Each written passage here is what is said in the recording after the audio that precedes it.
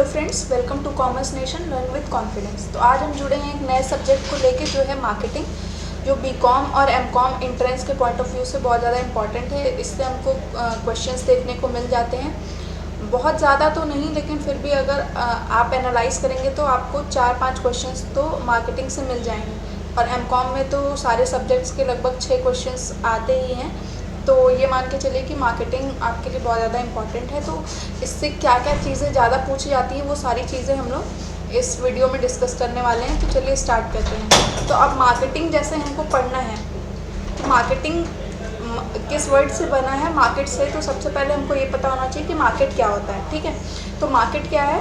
Market is a place where buyer and seller meet with each other and conduct buying and selling activities. ठीक है, कोई भी place मतलब physical place होना उसका ज़रूरी नहीं है। ठीक है, कोई वर्चुअल प्लेस भी हो सकता है।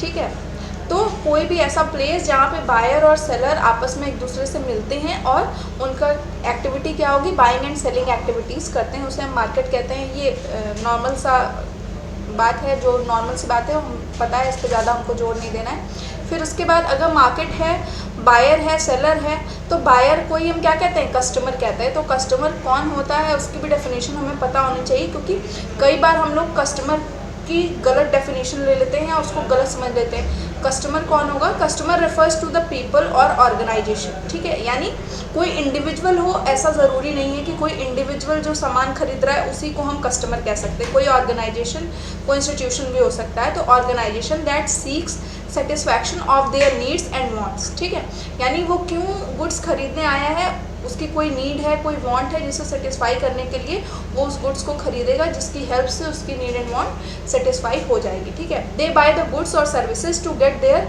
नीड्स एंड वांट सेटिस्फाइड, जो हमने अभी बात कही। ठीक है, तो ऐसा नहीं कि कोई कॉमोडिटी होगी। ठीक है, सर्विस मतलब गुड्स ही होंगे, सर्विसेज भी हो सकती हैं।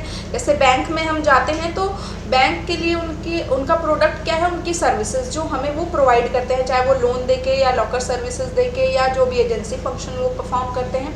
तो उसी तरह कस्टमर जो है वो कोई भी हो सकता है, चाहे वो सर्विस अवेल करने वाला हो या प्रोडक्ट को मतलब गुड्स को खरीदने वाला हो। ठीक है, तो कस्टमर की डेफिनेशन यहाँ पे क्लियर हो गई हम लोगों को। अब चलते हैं नीड। अब देखिए, कस्टमर है, यहाँ पे एक एक वर्ड से आपको अलग अलग चीज़ें देखने को इसी में से निकलती जाएंगी। जैसे मार्केट हमने पढ़ा, मार्केट से हमें कस्टमर एक टर्म मिला जिसे हमने समझा। फिर कस्टमर की नीड और वांट होती है, तो यहाँ पे हमको ये जानना है कि what is need and what is want. ठीक, नीड क्या होती है? जैसे कि हमें किसी चीज़ की जब भी ज़रूरत, जैसे कि हो सकता है कि हमें किसी भी चीज़ की ज़रूरत है, मान लेते हैं कि पानी की। ठीक है, तो it refers to basic necessities of life, for example food, cloth, shelter, water etcetera. ठीक है, मान लेते हैं कि हमें पानी की ज़रूरत है या हमें प्यास लगी है। ठीक है, अब प्यास लगी है तो वो हमारी नीड हो गई कि हमें पानी की ज़रूरत होगी। अब हम इस प्यास को किसी भी तरीके से बुझा सकते हैं। तो अब नेक्स्ट जो इसका स्टेप है वो आता है वांट का।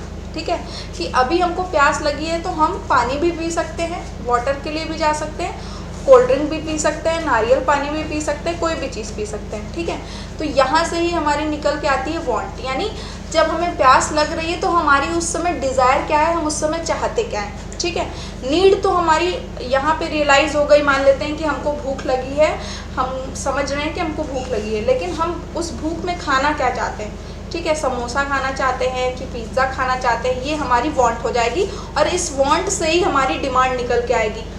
तुरंत ज़ोमैटो स्विगी खोलेंगे और अपने हिसाब से जो भी हमको खाना होगा, जो पीना होगा, हम ऑर्डर कर लेंगे। ठीक है, तो समझ में आ गया नीड क्या है आपकी, उस समय बेसिक नेसेसिटी क्या है, कि आपको भूख लगी है, आपको प्यास लगी है, आपको नए कपड़े लेने का मन कर रहा है, कपड़े में आप जीन्स लेना चाहते हैं, टी शर्ट लेना चाहते हैं, ये वांट होती है। और नीड क्या है कि बेसिक नेसेसिटी जो यहाँ पे लिखा हुआ है। ठीक है, तो वांट के बाद आपकी जनरेट क्या होती है, डिमांड। ठीक है, वांट, अब आपको ये रिकॉग्नाइज आपने कर लिया है कि हमको प्यास लगी है तो हमको क्या पीना है, पेप्सी पीनी है। अब उसको आप नीचे जाएंगे, दुकान से खरीद के लेके आएंगे कोल्ड ड्रिंक, तो वो तभी तो डिमांड क्रिएट हुई। ठीक है, कोल्ड ड्रिंक आपने डिसाइड कर लिया, कोल्ड ड्रिंक आप कौन सी पियेंगे, उसी से डिमांड क्रिएट होगी। तो when want is backed by purchasing power then gets converted into demand. हो सकता है कि आपको प्यास लगी है और आपको पीने का मन किया कोल्ड ड्रिंक, लेकिन आपके जेब में एक भी रुपए नहीं है, तो आप डिमांड क्रिएट नहीं कर सकते हो, क्योंकि परचेजिंग पावर होना ज़रूरी है। जब आपकी वांट के साथ आपकी परचेजिंग पावर जुड़ जाती है तभी आप डिमांड क्रिएट कर पाते हो। ठीक है, तो जब अब प्यास लगी तो आपको पानी से ही काम चलाना पड़ेगा अगर आपके पास पैसे नहीं हैं तो। ठीक है, घर पे पानी पी के सो जाना। अब नीचे चलते हैं हम लोग। डिमांड समझ में आ गया। देखिए एक चीज़ यहाँ पे और लिखी है, इसको भी हम लोग पढ़ लेते हैं कि a customer may want to have a coke but he will demand it only when he has money to buy it, so want with the purchasing power called demand. ठीक है, यही चीज़ जो हमने आपको अपने वर्ड्स में समझाई वही चीज़ यहाँ पे लिखी हुई है कि हो सकता है कि हमें कोक की ज़रूरत हो, लेकिन हम उसको डिमांड तभी कर सकते हैं जब हमारे पास पैसा हो। तो यानी जब हमारी वांट है और हमारे पास परचेजिंग पावर है तब वो डिमांड का रूप ले लेती है। ठीक है, समझ में आ गया। तो सब ये एक तरीके से आप देख रहे हैं कि प्रोसेस है, एक स्टेप्स से हम लोग बढ़ रहे हैं कि सबसे पहले नीड होगी हमारी, कोई नीड है, उसमें हमको क्या ज़रूरत है, हमारी जो डिज़ायर होगी उसे हम क्या कहेंगे, वांट कहेंगे। वांट से निकल के आएगी डिमांड जब हम पैसे खर्च करेंगे। ठीक है, तो ये सारी चीज़ें हो गई, हमें पता चल गया मार्केट क्या होता है, कस्टमर क्या होते हैं। ठीक है, इसके बाद नीड, वांट, डिमांड सारी चीज़ें हमने देख ली। अब हम चलते हैं अपनी कोर जो सब्जेक्ट का जो मेन टॉपिक है मार्केटिंग। ठीक है, कि मार्केटिंग होता क्या है। तो आपने बहुत बार पढ़ रखा होगा, यहाँ पे जो इसका एक डेफिनेट मीनिंग है वो हम देख लेते हैं। बाकी जो भी डेफिनेशंस हैं वो इसमें आपको PDF अवेलेबल करा दी जाएगी, इसमें आप पढ़ लीजिएगा डेफिनेशंस, क्योंकि कुछ क्वेश्चंस आते हैं कि ये डेफिनेशन किसने दी है, लेकिन इतनी ज़्यादा चीज़ें याद नहीं की जा सकती हैं, तो ये क्वेश्चंस आप स्किप भी कर सकते हो। और अगर कोई प्रॉपर जैसे पॉपुलर कोई डेफिनेशन है तो उसका आप राइटर का नाम याद करके हो सकता है कि आप सही आंसर भी लगा सकते हो। ठीक है, marketing is a social process by which individual and groups, ठीक है, इंडिविजुअल भी हो सकता है, groups obtain what they need and want, जो उनको ज़रूरत है, जो उनकी डिज़ायर है वो ले सकते हैं through creating, offering and freely exchanging products and services of value with others.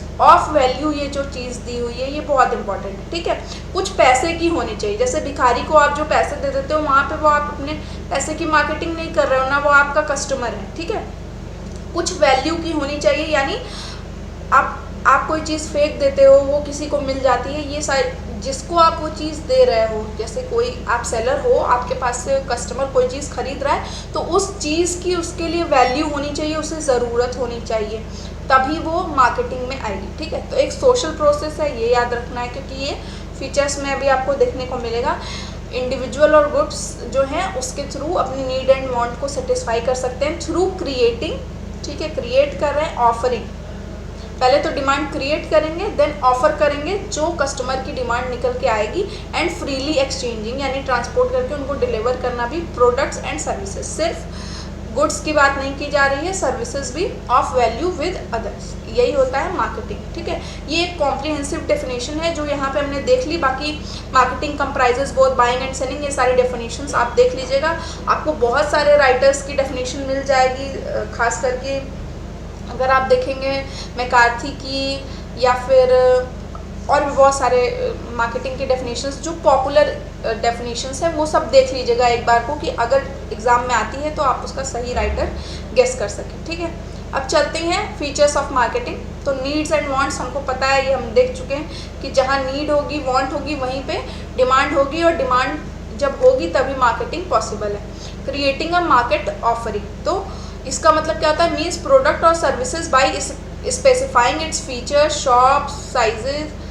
Colour etcetera. ठीक है, तो जैसे आपको पता है कि आपको कपड़े चाहिए, आपको किस कलर के चाहिए, कैसा फीचर्स होना चाहिए, क्या साइज़ होना चाहिए, ये सारी चीज़ कैसे, इसी से मार्केट ऑफरिंग क्रिएट होती है। Customer value, customer is ready to give a price for a product only when he gets satisfaction. जैसे अब कोई भी अगर मान लेते हैं कि ये पेन लेने गया है, ठीक है, आप इसका 1000 रुपये बता दोगे तो वो कभी नहीं लेगा, क्योंकि इससे उसको सेटिस्फैक्शन नहीं मिलने वाला है, उसको यूटिलिटी 1000 रुपये की नहीं मिलने वाली है, इसलिए वो इसे नहीं खरीदेगा। एक सिंपल से पेन का प्राइस जो है वो 5 रुपीज़ 3 रुपीज़ से लेके 20 रुपीज़ तक हो सकता है, अगर हम नॉर्मल इसमें सिनेरियो में देखें। तो इसीलिए यहाँ पे बोला गया है कि कस्टमर को उस पर्टिकुलर प्रोडक्ट या सर्विस की वैल्यू उतनी होनी चाहिए जो आप प्राइस रख रहे हो, ठीक है। एक्सचेंज मैकेनिज्म क्या होता है कि प्रोडक्ट अगर आप खरीद रहे हो या सर्विस ले रहे हो तो उसके बदले में आप कुछ पैसे दोगे या पैसे के बराबर की कोई चीज़ दोगे, तभी आपको मिल पाएगा, वहीं पे मार्केटिंग क्रिएट होती है। तो exchange of product and services for money और मनी वर्थ, या तो आप पैसा दोगे या फिर मनी की बराबर वैल्यू की कोई और चीज़, जैसे कंसिडरेशन अदर देन कैश में भी होता है, बहुत सारी चीज़ें, कोई भी चीज़ हो सकती है, ठीक है। फिर नेक्स्ट क्या है, प्री कंडीशन ऑफ मार्केटिंग। तो यहाँ पे देखिए दिया हुआ है कि फीचर्स में मार्केटिंग का प्रोसेस होने के लिए पहले से चीज़ें क्या होनी ज़रूरी है। प्रेजेंस ऑफ एटलीस्ट 2 पार्टीज़, यानी अगर एक पार्टी है तो वहाँ मार्केटिंग नहीं हो सकती, कोई मिनिमम 2 पार्टीज़ होनी चाहिए, बायर एक सेलर, ठीक है। Both parties must have something viewed valuable by each other, ठीक है। यानी सेलर को आपका पैसा में इंटरेस्ट हो और आपको जो सेलर बेच रहा है सामान उसमें इंटरेस्ट हो, तभी वहाँ पे मार्केटिंग हो सकती है। Both parties are free to accept और रिजेक्ट ऑफर, दोनों ही जो पार्टीज हैं वो फ्री हों। ऐसा नहीं कि किसी को चाकू की नोक पे हम बोल रहे हैं कि आप मेरा सामान खरीदो नहीं तो हम मार देंगे, है ना। यानी आप फ्री हो कि आप उसका ऑफर एक्सेप्ट भी कर सकते हो, रिजेक्ट भी कर सकते हो, और जो सेलर है वो भी आप जितना पैसा दे रहे हो वो उसे एक्सेप्ट भी कर सकता है और रिजेक्ट भी कर सकता है, ठीक है। मतलब बेचना चाहे तो बेचेगा, नहीं तो नहीं बेचेगा।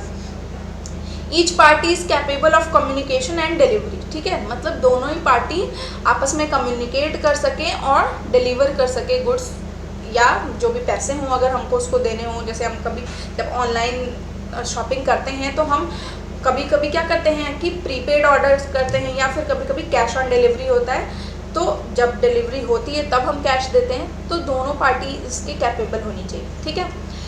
अब चलते हैं, ये सारी फीचर्स हमने देख लिए कि क्या क्या है और कब मार्केटिंग प्रोसेस हो सकता है, ठीक है।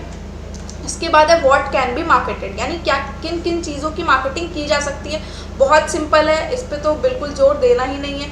फिजिकल प्रोडक्ट्स की मार्केटिंग हो सकती है, जैसे कार, टीवी, फ्रिज, जो भी है। इवेंट्स की मार्केटिंग हो सकती है, वर्ल्ड कप, ओलंपिक्स चल रहा है अभी, ओलंपिक्स है ना। पर्सन्स की हो सकती है, सेलिब्रिटी मार्केटिंग होती है ना, लोग देखते हैं कार्तिक आर्यन या जो भी जितने सारे हीरो हीरोइन हैं सब, एक्टर और एक्ट्रेसेस।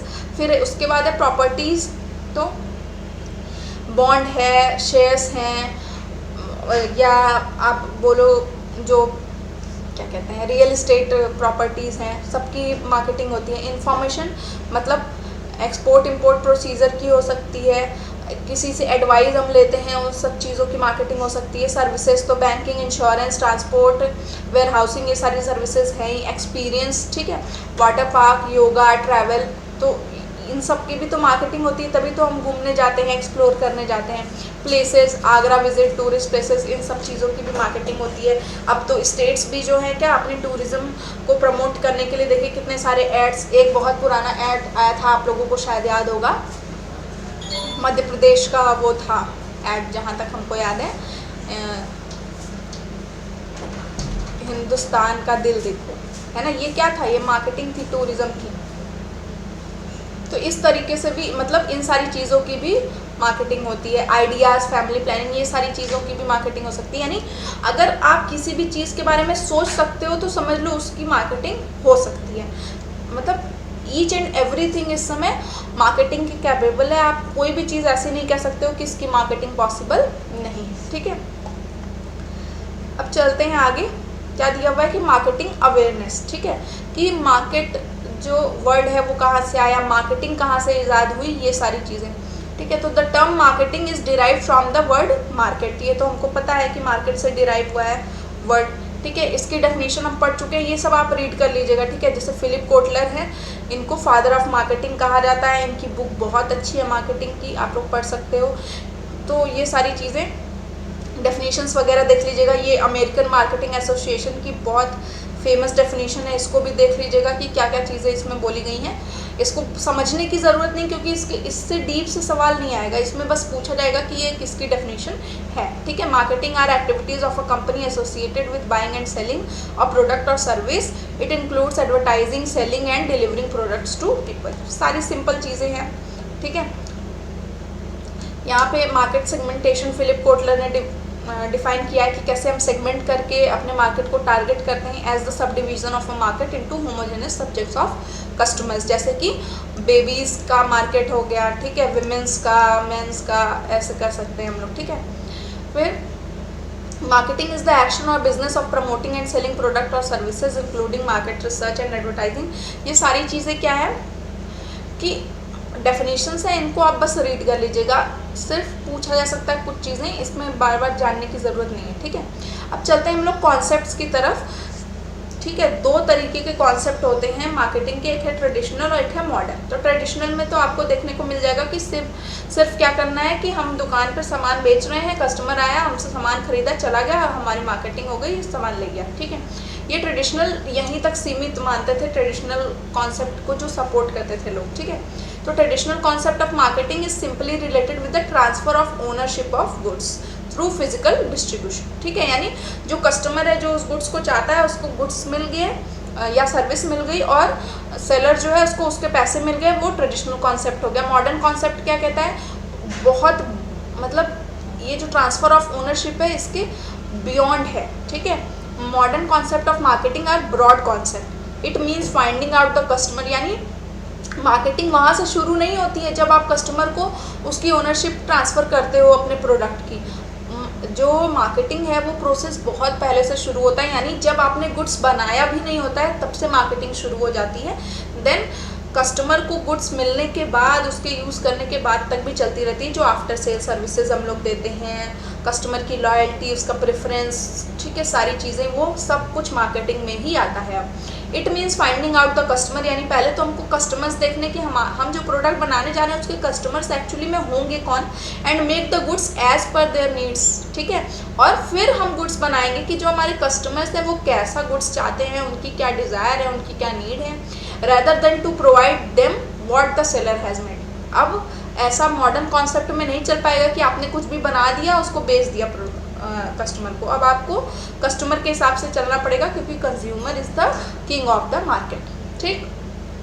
अब यही जो ट्रेडिशनल मॉडर्न कॉन्सेप्ट हैं तो उसको 6 पार्ट में देखिए यहाँ पे किया गया है। एक है production concept, product concept, selling concept, marketing concept, consumer concept और सोसाइटल मार्केटिंग कॉन्सेप्ट, ठीक है। इन सबको हम बता देते हैं एक बार आपको। प्रोडक्शन कॉन्सेप्ट में क्या किया जाता था कि हम ये सोचते थे कि हम ज़्यादा से ज़्यादा, बहुत ज़्यादा, अगर हम ज़्यादा प्रोडक्ट बनाएंगे तो हम क्या ज़्यादा से ज़्यादा मार्केटिंग कर सकेंगे, सेल कर सकेंगे, और हमारा प्रोडक्ट अगर ज़्यादा है तो ज़्यादा सेल होगी। तो प्रोडक्शन कॉन्सेप्ट का मेन जो फोकस था वो ज़्यादा प्रोडक्ट्स बनाने पे था, उसकी क्वालिटी वगैरह पे ध्यान नहीं दिया जाता था। सिर्फ ये सोचा जाता था कि अगर हम बहुत ज़्यादा प्रोडक्ट बनाते हैं लार्ज वॉल्यूम में तो वो बिकेगा ही और हमें प्रॉफिट होगा, ठीक है। प्रोडक्शन कॉन्सेप्ट का ये फोकस था। नेक्स्ट प्रोडक्ट कॉन्सेप्ट का क्या था कि प्रोडक्ट कॉन्सेप्ट में ये सोचा जाता था कि अगर हम क्वालिटी गुड्स बनाते हैं, ठीक है, तो कस्टमर जो है वो खरीदेगा ही खरीदेगा अगर क्वालिटी गुड्स है, भले वो उसकी नीड एंड वांट के हिसाब से ना हो, लेकिन अगर हमारा प्रोडक्ट क्वालिटेटिव प्रोडक्ट है, ठीक है, उसकी क्वालिटी बहुत अच्छी है तो हमारा गुड्स बिकेगा। तो ये सोचा गया, जबकि ऐसा नहीं होता है। कस्टमर को जो चीज़ ज़रूरत होगी वो वही लेगा, भले ही उसके सामने कोई बहुत अच्छी क्वालिटी की चीज़ क्यों ना रखी, ठीक है। नेक्स्ट है सेलिंग कॉन्सेप्ट। सेलिंग कॉन्सेप्ट में क्या किया गया कि हमने प्रोडक्ट बना लिया, ज़्यादा बनाया, ठीक है, और क्वालिटी प्रोडक्ट बनाया, लेकिन उसको सेल करने के लिए उसकी इंफॉर्मेशन जो है वो कस्टमर तक पहुंचनी ज़रूरी है। इसलिए कुछ प्रमोशन स्ट्रेटजीज अपना के यहाँ पे उसकी सेलिंग को बढ़ाया गया कि अगर हम ज़्यादा से ज़्यादा गुड्स सेल कर पाएंगे तो हमारा काम चल जाएगा, ठीक है। फिर उसके बाद आया मार्केटिंग कॉन्सेप्ट, जिसमें और भी सारी टेक्निक्स अपनाई गई, जैसे सेल्स प्रमोशन टेक्निक या पब्लिसिटी की, जिसके थ्रू कंज्यूमर तक हम अपने प्रोडक्ट की इन्फॉर्मेशन तो पहुंचा ही सकें, उसकी क्वालिटी के बारे में बता सकें। यानी जो पहले के तीनों कॉन्सेप्ट थे उनको एक ही में मर्ज कर दिया गया, मार्केटिंग कॉन्सेप्ट आया।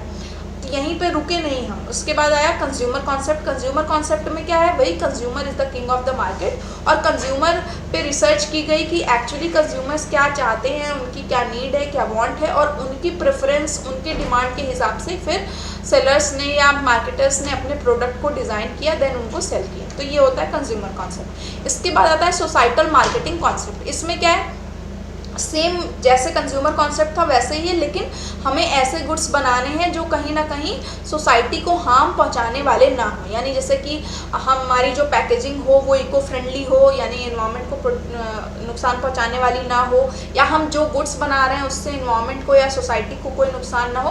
तो यहाँ पे सोसाइटी को ध्यान में रखते हुए जब हम कोई भी मार्केटिंग करते हैं तो उसे हम सोसाइटल मार्केटिंग कॉन्सेप्ट कहते हैं। ठीक है, इससे कभी कभी क्वेश्चंस देखने को मिल जाते हैं, आपको भी देखने को मिल जाएंगे कि इस मान लेते हैं कि एक सेंटेंस लिखा हुआ होगा और उसमें पूछा जाएगा कि ये सेंटेंस किस कॉन्सेप्ट को डिफाइन कर रहा है, तो आपको वहाँ पे पहचानना होगा। तो अगर ये 6 कॉन्सेप्ट आपको समझ में आ गए तो आपको समझ में आ जाएगा, वहाँ पे आप क्वेश्चन सॉल्व कर लोगे।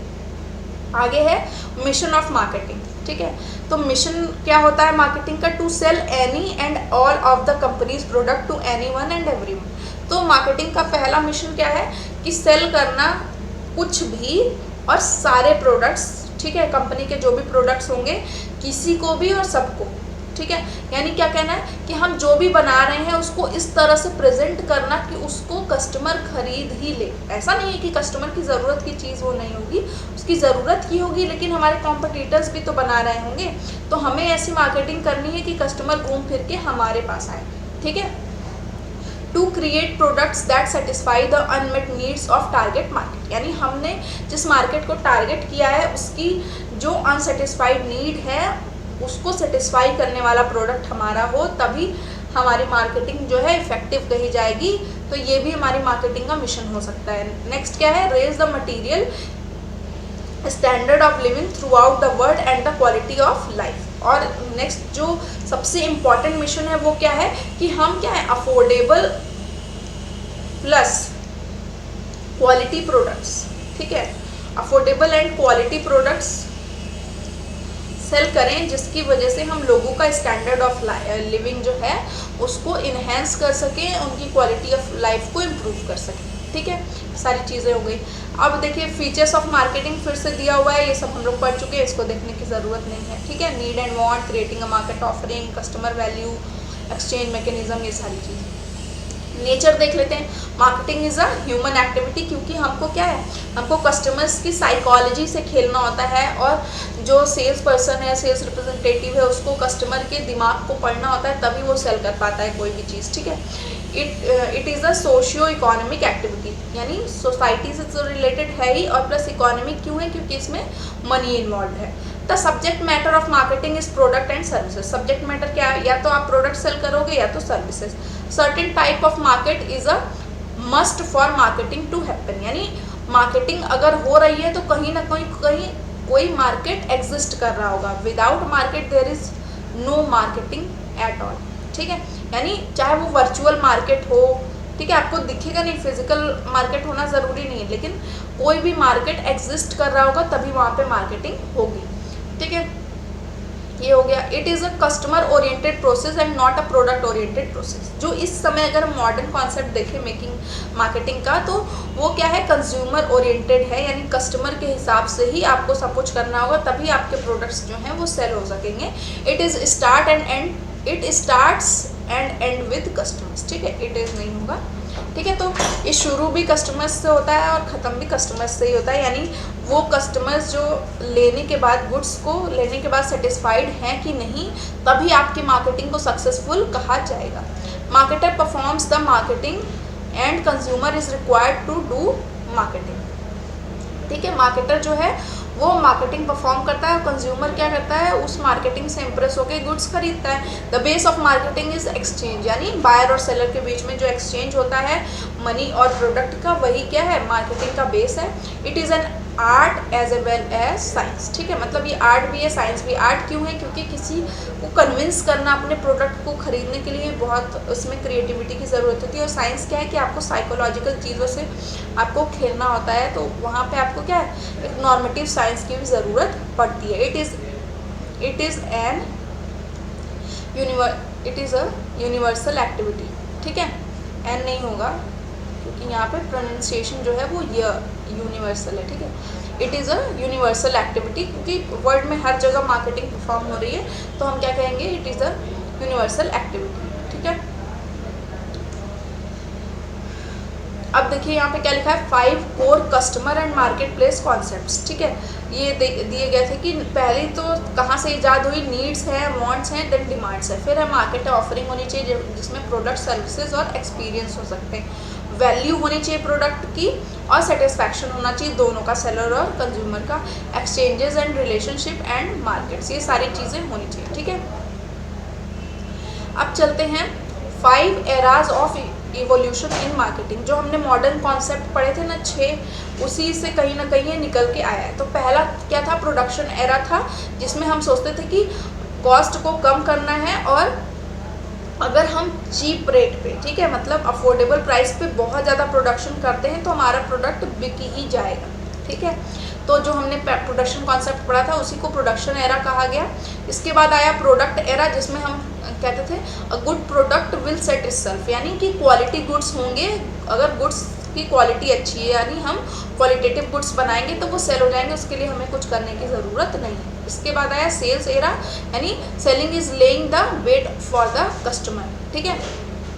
ये सेंटेंस दे के आपको पूछा जा सकता है कि ये किस एरा को डिफाइन करता है, तो इस तरीके से क्वेश्चन आ सकता है, ठीक है। तो selling is laying the weight for the customer, ठीक, कि सेलिंग जो है वो इस तरह से, इस क्रिएटिव तरीके से होनी चाहिए कि कस्टमर आपके पास अट्रैक्ट हो। फिर मार्केटिंग एरा आया, जिसमें हम बोलते हैं कस्टमर इज़ द किंग, यानी कस्टमर के हिसाब से अगर आप बनाओगे तो आप मार्केटिंग भी आसानी से कर सकते हो उस तक इन्फॉर्मेशन पहुंचा के, ठीक है। इसके बाद आया रिलेशनशिप मार्केटिंग एरा, जो कि कस्टमर से एक मजबूत रिलेशनशिप बनाने पर जोर देता है कि कस्टमर से रिलेशनशिप हमारी कब स्ट्रांग होगी, जब हम उसे अच्छा प्रोडक्ट, क्वालिटी प्रोडक्ट देंगे, और उसके बाद उसको आफ्टर सेल सर्विसेज भी प्रोवाइड करते रहेंगे, कुछ उसके साथ प्रमोशन भी करते रहेंगे, जैसे कूपन मिलते हैं या बहुत सारी चीज़ें मिलती हैं। तो ये रिलेशनशिप विद कस्टमर जो है वो भी कहीं ना कहीं किसी एरा में आती है जो इस समय चल रहा है, ठीक है।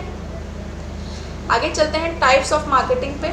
बहुत तरीके की मार्केटिंग होती है, देखिए कुछ पुराने टाइम से चली आ रही होगी और कुछ बहुत सारी नई मार्केटिंग है, तो इसको अच्छे से देखिएगा आप, क्योंकि इससे क्वेश्चन आ सकता है कि बेंच मार्केटिंग क्या होती है, ड्रिप मार्केटिंग क्या होती है।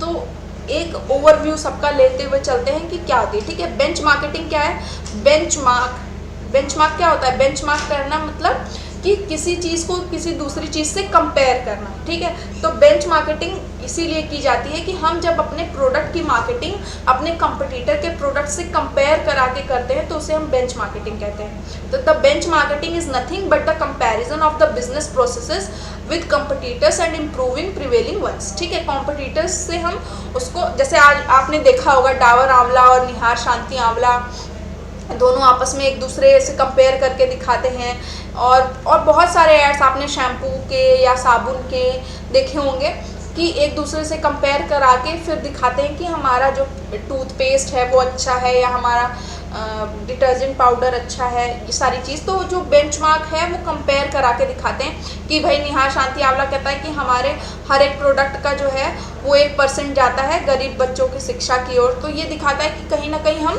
सोसाइटी के लिए कुछ अच्छा कर रहे हैं, तो आप डाबर आंवला को ना खरीद के हमको, मतलब हमारे प्रोडक्ट को खरीदिए। तो ये होती है बेंच मार्केटिंग, ठीक है।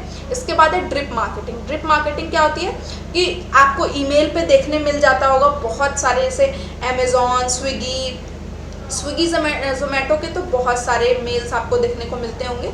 तो वही मतलब प्रमोशनल आइटम्स, जैसे कभी कोई सेल आ गई, अमेज़ॉन पे आ गई, मिंत्रा पे आ गई, या फिर स्विगी जोमेटो पे कोई ऑफ़र चल रहा है, तो उससे रिलेटेड जो प्रमोशनल ईमेल्स हमको आती हैं उसी को हम क्या कहते हैं, ड्रिप मार्केटिंग कहते हैं, ठीक है। तो किसी एक को बैठा दिया जाता है कि कस्टमर्स को मेल भेजते रहो, कोई ऑफ़र आया है, कोई सेल चल रही है या कुछ भी चल रहा है, तो उसी को हम ड्रिप मार्केटिंग कहते हैं। इसके बाद है वायरल मार्केटिंग। वायरल मार्केटिंग हम किसको कह सकते हैं, देखिए जैसे कोई भी चीज़ अगर वायरल हो, मतलब कोई भी चीज़ वायरल है, ट्रेंडिंग चल रही है, और उसी को हम क्या करते हैं, अपनी प्रोडक्ट की मार्केटिंग में यूज़ कर लेते हैं, चाहे कोई वीडियो बना के या उसके बारे में कोई र्यूमर फैला के, ठीक है, जिसकी वजह से हमारा जो प्रोडक्ट हो वो सबके ज़ुबान पे आ जाए, तो उसकी को हम क्या कहेंगे, वायरल मार्केटिंग कहेंगे। देखिए यहाँ लिखा भी हुआ है कि viral marketing is marketing by the word of mouth, यानी सबके ज़ुबान पे बस हमारे प्रोडक्ट का नाम होगा। Having a high pass rate from person to person, ठीक है, यानी हर कोई उसी के बारे में बात कर रहा हो। The best example for this is creating a बज इन द इंडस्ट्री, यानी सबकी ज़ुबान पे सिर्फ आपके प्रोडक्ट का नाम हो। जैसे कि सबसे अगर फेमस वायरल मार्केटिंग देखनी है तो ज़ुबान केसरी, ठीक है, शाहरुख खान भी करने लगे हैं इसका एडवर्टीजमेंट तो आप, ठीक है। तो इस पे मीम्स इतनी सारी बन गई हैं, इसका वीडियो वायरल हो गया है, तो कहीं ना कहीं जो विमल इलायची है उसकी सेल्स बढ़ ही रही है। क्यों बढ़ रही है? क्योंकि उसकी वायरल मार्केटिंग हो रही है यहाँ पे। तो उसके लिए ख़राब नहीं है, ये मत सोचिए कि मीम्स बन रही तो उसके लिए ख़राब है, वो और ज़्यादा फेमस हो रहा है, ठीक है। तो ये हो जाती है वायरल मार्केटिंग। इसके बाद है गुरिल्ला मार्केटिंग। देखिए ये क्या है, ये जो लास्ट में लिखा है ये इसी पे फोकस करता है, maximum results from minimum resources. अभी रिसेंट में आपने देखा होगा कि मैकडोनल्ड्स ने कहीं यूएसए में एक कोई रोड थी और रोड पे ही उसने पूरा जो फ्रेंच फ्राइज का वो नहीं होता है कार्ड वाला बॉक्स, वो पूरा पेंट करवा दिया था रोड पे। तो अब जितने लोग जाएंगे वो मैकडोनल्ड्स की वो पेंटिंग देखेंगे रोड पे, उसमें कितना खर्चा आया होगा? बहुत तो खर्चा नहीं आया होगा, लेकिन अब वो पब्लिसिटी, वो एडवर्टीजमेंट तो कितने तक पहुंचेगी, ठीक है। जो आप देखते होंगे दीवार पे पेंट करके टायर वगैरह का ऐड लगा देते, तो वहाँ पे पैसा बहुत कम लगता है, ठीक है। पेंट करवा दिया, दीवार खाली पड़ी थी, पेंटर्स को पैसा दिया, पेंट करा दिया। अब जितने लोग वहाँ से गुजरेंगे सबकी उस पर नज़र जाएगी, ठीक है। तो कुछ ऐसा कर देना, कहीं पेंट करवा देना या कहीं कोई कोई अनकन्वेंशनल टेक्निक अपना लेना, ऐसे रोड पे पेंट कर देना, तो क्या है, जो भी कार्स निकल रही हैं, जो लोग गुजर रहे हैं वो देखेंगे उसको, लेकिन उसमें कॉस्ट जो है मार्केटर की बहुत कम आई है। तो किसी भी तरीके की अनकन्वेंशनल मार्केटिंग टेक्निक को अपनाना है, यानी मॉडर्न या क्रिएटिव मार्केटिंग टेक्निक को अपना के जब हम मिनिमम रिसोर्सेज का यूज़ करते हुए मैक्सिमम रिजल्ट गेन करते हैं, तो उसी को हम क्या कहते हैं, गुरिल्ला मार्केटिंग कहते हैं, ठीक है। अब चलते हैं सोशल मीडिया मार्केटिंग। इससे आप लोग सभी लोग वाकिफ़ हो, कोई भी साइट खोल लो, कोई ऐप खोल लो, इवन गूगल खोल लो, गूगल पे आपको साथ में आपने जो रिसेंटली सर्च किया होगा, जो ऐप खोली होगी जिसमें अपना इंटरेस्ट दिखाया होगा, वो आपको एड्स दिखते ही रहेंगे आसपास, ठीक है। तो वो सोशल मीडिया मार्केटिंग होती है। तो marketing using online communities, social networks, blog marketing etcetera is called social media marketing, ठीक। इंटरनेट मार्केटिंग पता है, ईमेल पे आपको, या फिर बहुत बार कोई चीज़ डाउनलोड करने जाओ तो आपको पता नहीं किस पेज पे ले जाएंगे, तो वो क्या होता है, इंटरनेट मार्केटिंग होती है, ठीक है। आई मार्केटिंग या web marketing, online marketing, search engine marketing, e marketing, सब इसी को कहते हैं, ठीक है। इंटरनेट पे जहाँ पे भी आपको किसी भी प्रोडक्ट की मार्केटिंग देखने को मिल जाए, यूट्यूब पे एड्स देखने को मिलते हैं, वो भी क्या है, इंटरनेट मार्केटिंग ही है।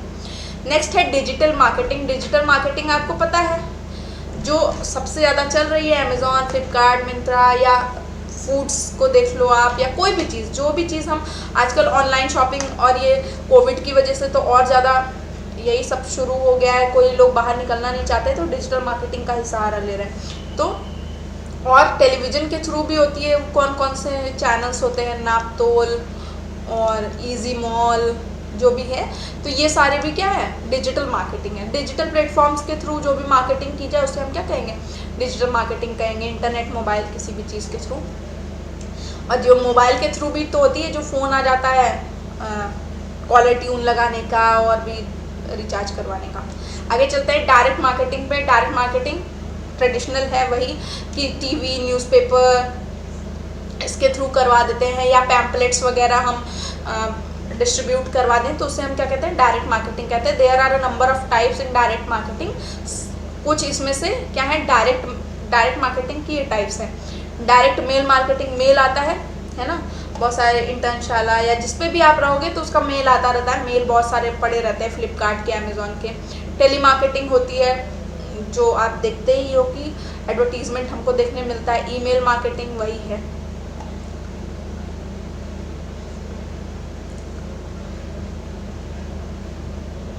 अच्छा, डायरेक्ट मेल मार्केटिंग मतलब है यहाँ पे कि वो प्रोडक्ट ही भेज दिया जाएगा आपके घर पे वो एडवर्टीजमेंट करने के लिए। टेली मार्केटिंग पता चल गया। ईमेल मार्केटिंग होती है कि जो मेल आता है हमारे पे, ठीक है, वहाँ पे थोड़ा सा कन्फ्यूज़न हो गया था। इनडायरेक्ट मार्केटिंग क्या होती है, it is the distribution of particular product through a channel that includes one और मोर रीसेलर्स। यानी प्रोड्यूसर जो है, ठीक है, प्रोड्यूसर और कस्टमर के बीच में कोई और भी आ जाएगा जब, ठीक।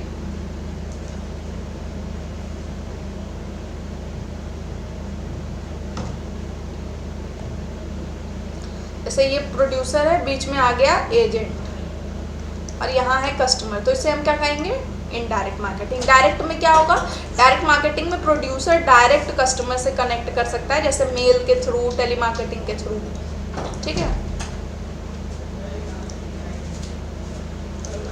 इसके बाद चलते हैं आगे, डेटाबेस मार्केटिंग। अब ये क्या होती है, डेटाबेस मार्केटिंग होती है एक तरीके की डायरेक्ट मार्केटिंग, जहाँ पे प्रोड्यूसर डायरेक्ट कस्टमर से कनेक्ट करता है, जिसमें वो कस्टमर्स का डेटाबेस यूज़ करता है। देखते ही हो आप, गूगल पे कुछ भी सर्च करो, उसी से रिलेटेड आपको यूट्यूब पे क्या एड्स दिखने को मिल जाएंगे, ठीक है। पोटेंशियल कस्टमर्स उससे जनरेट कर सकता है वो। Personalized communication in order to promote a product और सर्विस। आप जोमेटो स्विगी से कभी कुछ ऑर्डर करो, फिर उसके बाद आपको जो मेल आना शुरू होंगे।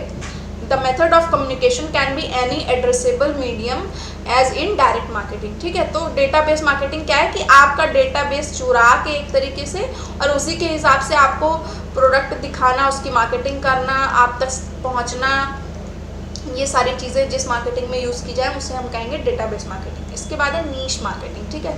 इसको नीश क्यों कहते हैं, क्योंकि ये एक सबसेट होता है मार्केटिंग का, ठीक है।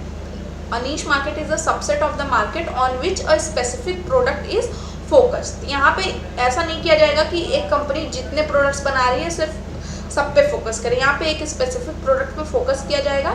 The market niche defines as the product features aimed at satisfying specific market needs. जैसे आप नेस्ले कंपनी को ही देख लो, नेस्ले बहुत सारे प्रोडक्ट्स बनाती है, लेकिन सबसे ज़्यादा एडवर्टीजमेंट और सबसे ज़्यादा पॉपुलर उसका जो प्रोडक्ट है वो क्या है, मैगी है, ठीक है।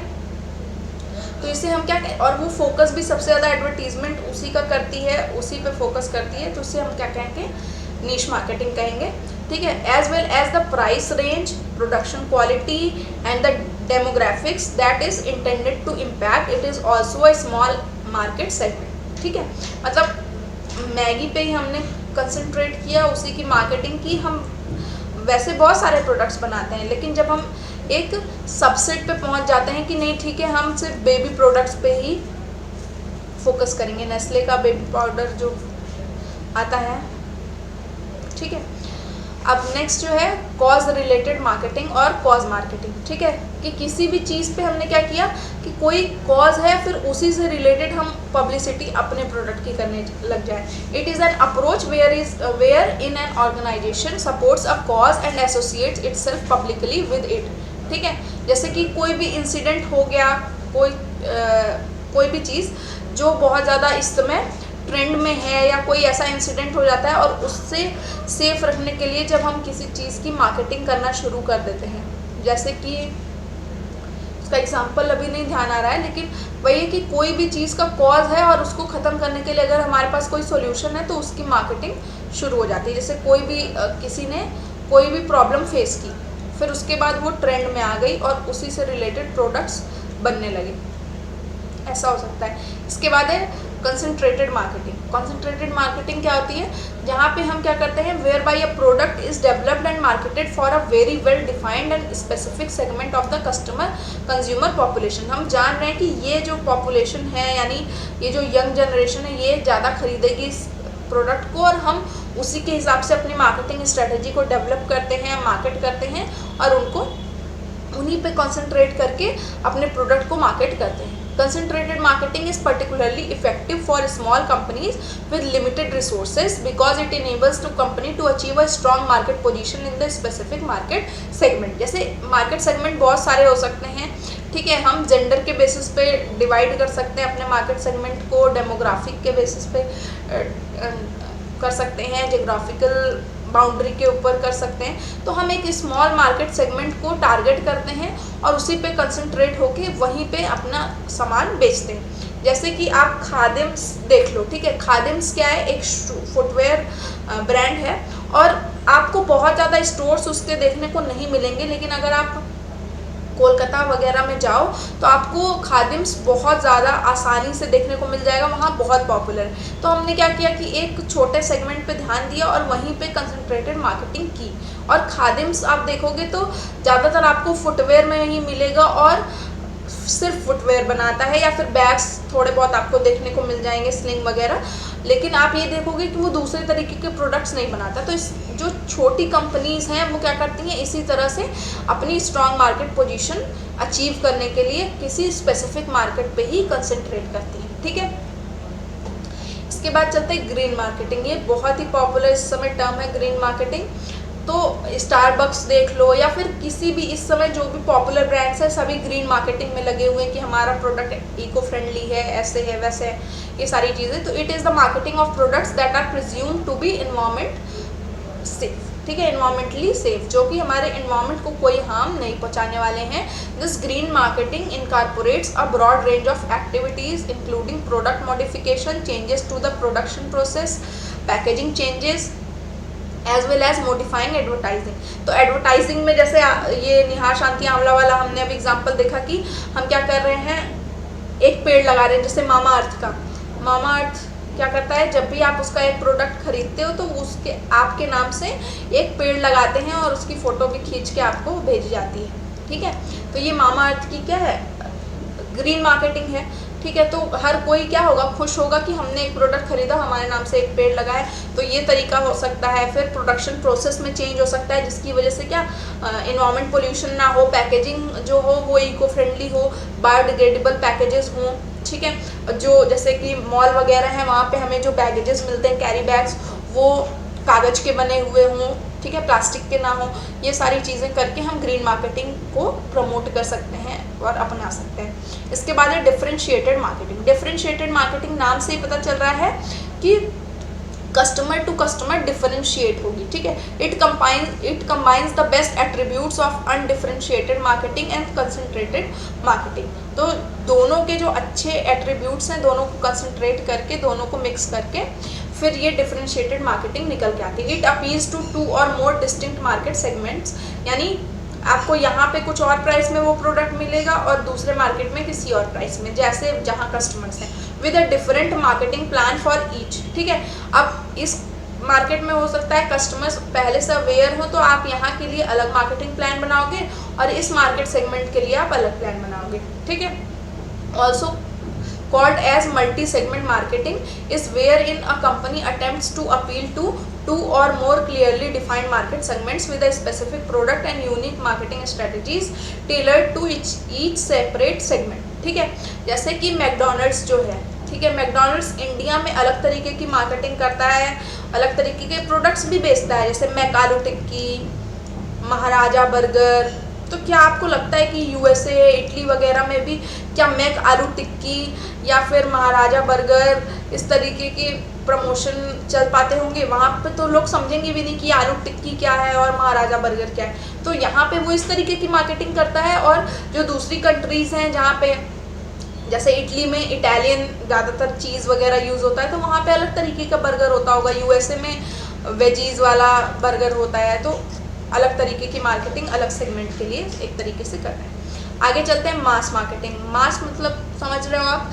ठीक है, तो मास मार्केटिंग में क्या है कि it is a market coverage strategy in which a firm decides to ignore market segment differences and appeal the whole market with one offer और वन स्ट्रेटजी। ठीक है, तो ये क्या है कि इसमें ये एक मार्केट कवरेज स्ट्रेटजी है जिसमें फर्म क्या करती है कि मार्केट सेगमेंट डिफरेंसेस को इग्नोर करती है कि नहीं इस मार्केट के लिए अलग स्ट्रेटजी, इसके लिए अलग, ऐसा नहीं करना है। हमको अपने पूरे मार्केट पे इस पूरे मार्केट के लिए एक स्ट्रेटजी बनानी है और पूरे होल मार्केट पे हमको फोकस करना है। ठीक है, today the mass market is actually splintering micro market into numerous segments each with its own wants, perceptions, preferences and buying criteria. ठीक है, तो बहुत सारे छोटे छोटे सेगमेंट होंगे और उन सब सेगमेंट के बारे में हमें पता होगा और जो एक स्ट्रेटेजी बनेगी वो इन सारे छोटे छोटे सेगमेंट्स को ध्यान में रखते हुए बनेगी। इसी को हम क्या कहेंगे? मास मार्केटिंग। इसके बाद आती है बज़ मार्केटिंग। बज़ मार्केटिंग आपको पता है कि बज़ मतलब वर्ड अबाउट देयर प्रोडक्ट्स। ठीक है, मतलब वर्ड ऑफ माउथ, सबके ज़ुबान पे वो नाम हो। जैसे स्टारबक्स सबसे अच्छा इसका एग्जाम्पल है। स्टारबक्स में आप देखोगे कि हमें पता है कि उनकी जो कॉफ़ी है तो वो one of the best coffee serve करते हैं, सबको पता है। हम एक दूसरे से सुनते हैं तो सबका सपना होता है कि एक बार हम भी स्टारबक्स जाके कॉफ़ी पिएं। उनका एम्बियंस बहुत अच्छा होता है, मतलब सिटिंग एरिया जो है ये सबको पता है, ठीक है। जो उनके अटेंडेंट्स होते हैं, जो वहाँ पे स्टाफ या एम्प्लॉय काम कर रहे होते हैं, वो हमेशा आपकी सेवा में हाजिर होते हैं एक स्माइलिंग फेस लेके। तो ये भी चीज़ आप पसंद कर सकते हो। आपकी ज़रूरत के हिसाब से आपको वहाँ पे अल्टरेशंस करने को मिल जाएंगे, जैसे मैकडोनल्ड्स और सब जगह पे आप देखते हो कि एक्स्ट्रा चीज़ चाहिए तो आप ऐड कर सकते हो, एक्स्ट्रा पैटी चाहिए, ये सारी चीज़ें। तो ये सारी चीज़ें कहीं ना कहीं हम एक दूसरे से सुनते हैं और उसी की वजह से क्या हो जाती है, उसकी मार्केटिंग होने लगती है। आज के समय में कौन मैकडोनल्ड्स या पिज़्ज़ा हट, डोमिनोज का नाम नहीं जानता। ये कहीं ना कहीं बज़ मार्केटिंग का ही रिजल्ट है। बज़ मार्केटिंग से ही ये ब्रांड्स जो हैं वो बहुत ज़्यादा फेमस हुए हैं। इसके बाद है लोकल मार्केटिंग। लोकल मार्केटिंग वही है कि जो हमारे लोकल ब्रांड्स हैं वो क्या करते हैं, आपस में स्टोर्स के पास में पैम्पलेट्स लगवा दी या फिर कोई भी न्यूज़पेपर में एडवर्टीजमेंट दे दिया, उसकी वजह से involves tailoring brands and promotions to the needs of specific customer groups found in cities, neighbourhoods और स्टोर्स। देखिए, जहाँ पे रेजिडेंशियल एरिया होगा आपको ट्यूशन ब्यूरो की इंफॉर्मेशन देखने को मिल जाएगी, फ्लैट्स अवेलेबल इसकी इंफॉर्मेशन देखने को मिल जाएगी, टिफ़िन सर्विसेज जहाँ स्टूडेंट्स रहते होंगे टिफ़िन सर्विसेज की एडवर्टीजमेंट देखने को मिल जाएगी। इसके बाद में आपको ट्यूशन कोचिंग की भी एडवर्टीजमेंट देखने को मिल जाएगी, बहुत सारी चीज़ें, ठीक है। मतलब जो चीज़ें हमें ज़रूरत होती है, साइबर कैफ़े कहाँ पे है, ये सारी चीज़ें आपको देखने को मिल जाएगी जहाँ लोग रहते हैं। जैसे लोग रहते हैं उसी तरीके के आपको आसपास में एडवर्टीजमेंट और पैम्पलेट्स लगे हुए मिल जाएंगे। तो इसी को हम क्या कहते हैं, लोकल मार्केटिंग कहते हैं, ठीक है। Strategic marketing. स्ट्रेटेजिक मार्केटिंग क्या है, किसी पर्टिकुलर चीज़ पे अगर हम फोकस करके उस पर्टिकुलर स्ट्रेटेजी को बना के जब हम कोई मार्केटिंग करते हैं तब हम उसे स्ट्रेटेजिक मार्केटिंग कहते हैं, ठीक है। Means decision making process that involves the analysis of the internal capabilities and external environment of a company, ठीक है। यानी हमने ऐसे ही आड़ा तिरछा करके कोई भी प्लान नहीं बना दिया, हमने क्या किया, प्रॉपर एनालिसिस किया उस स्पेसिफिक कंडीशन का, ठीक है। और प्रॉपर एनालिसिस करने के बाद हमें पता चला कि यहाँ पे हमको इस तरीके की स्ट्रेटजी बनाने की ज़रूरत है। तो अब जैसे कि देखिए, लाइफबॉय देख लीजिए या कोई भी सोप की ब्रांड आप देख लीजिए, कोई भी सोप हो, सब पहले ब्यूटी लाते थे, है ना, कि आपके चेहरे पे ग्लो आएगा तो स्किन ब्राइट हो जाएगी। सबकी एडवर्टीजमेंट में आपको ये देखने को मिल जाता होगा। लेकिन जब से कोविड आया है तब से सब जर्म्स मिटाने लगे। 99.9% जो है वो जर्म्स पे इफेक्टिव हो गए, बैक्टीरिया वायरस पे इफेक्टिव हो गए। तो क्यों हो गए, पहले तो ऐसा नहीं था। तो अब भाई कोविड है, कोविड की सिचुएशन है और इसके हिसाब से हमको अपनी एडवर्टाइजिंग और मार्केटिंग स्ट्रेटेजी भी बदलनी पड़ेगी।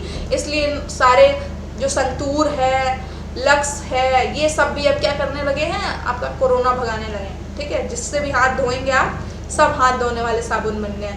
लाइफबॉय तो है ही है, ठीक है। इसके बाद चलते हैं स्टिमुलेशन मार्केटिंग पे, ठीक है। स्टिमुलेशन मार्केटिंग क्या है, स्टिमुलेट करना, समझ में आ रहा है। जैसे किसी भी प्रोडक्ट की मान लेते हैं कि सेल एकदम कम हो गई है या बिक ही नहीं रहा है कोई प्रोडक्ट, तो उसको स्टिमुलेट करने के लिए हम स्पेशल ऑफर्स दें, ठीक है। जैसे एंड ऑफ सीजन सेल जो आती है बहुत सारे ऑनलाइन साइट्स पे हम देखते हैं, तो क्यों होता है, क्योंकि उनका स्टॉक है, उनको पता है कि अब समर चला गया, अब विंटर्स आ गए, तो समर स्टॉक्स बहुत दिन तक ऐसे ही पड़े रहेंगे और ये फिर out of trend, out of fashion हो जाएंगे। तो वो क्या करते हैं, कम प्राइस पे उसको डिस्काउंटेड प्राइस पे सेल करना चाहते हैं, अपने स्टॉक को ख़त्म करना चाहते हैं। तो उस टाइम में क्या करते हैं, वही पीपल्स को स्टिमुलेट करने के लिए सेल आ जाती है, कोई भी end of region, end of season, पता नहीं, ग्रेट इंडियन फेस्टिवल। तो means there is no demand for the product and people are not interested to purchase the product. जैसे कि जब विंटर खत्म होता है तब भी hence special offers are given to stimulate the people. तो आप मॉल वगैरह में जाओ किसी में भी, तो देखो कि आपको बहुत ज़्यादा डिस्काउंट मिलेगा, up to 70-80% off winter items पे, जब ठंडियाँ ख़त्म होने लगती हैं तब, ठीक है। इसके बाद क्या है, सिंक्रोम मार्केटिंग। सिंक्रोम मार्केटिंग मतलब इरेगुलर डिमांड, ठीक है। यानी कभी बहुत ज़्यादा बढ़ जाती है डिमांड, कभी एकदम कम हो जाती है। जैसे कि जो सीजनल प्रोडक्ट्स होते हैं, जैसे विंटर वेयर्स की, कोल्ड ड्रिंक कभी ठंड आएगी तो उसकी डिमांड कम हो जाएगी, तो इसके लिए हमको सिंक्रोम मार्केटिंग करनी पड़ती है, ठीक है। आगे है डी मार्केटिंग। डी मार्केटिंग क्या होती है, ये मार्केटिंग तब करनी पड़ती है जब जो है हमारी सप्लाई कम हो, हमारे पास प्रोडक्ट कम हो और उसकी डिमांड बहुत ज़्यादा बढ़ जाए, तो हमें डीमार्केटिंग करनी पड़ती है, जिससे जो है डिमांड कम हो जाए उसकी। ठीक है, इसके बाद है पर्सनलाइज्ड मार्केटिंग। पर्सनलाइज्ड मार्केटिंग क्या है? जैसे कि आप आजकल यूट्यूब पे ऐड देखते होगे स्किन क्राफ्ट, ठीक है, स्किन क्राफ्ट, वेदिक्स, या बहुत सारी, ये पर्सनलाइज्ड मार्केटिंग करते हैं। यानी आपसे एक क्विज पूछी जाएगी, आप क्विज में पार्ट लोगे, आपके मतलब स्किन क्राफ्ट जो है वो आपकी स्किन के लिए भी है और हेयर्स के लिए भी है, तो उसकी क्विज आप अटेंड करोगे, जो भी आपसे क्वेश्चंस पूछे जाएंगे उसका आंसर आपको देना है, फिर वो आपके हिसाब से पर्सनलाइज्ड प्रोडक्ट बना के आपका नाम लिख के दे देंगे।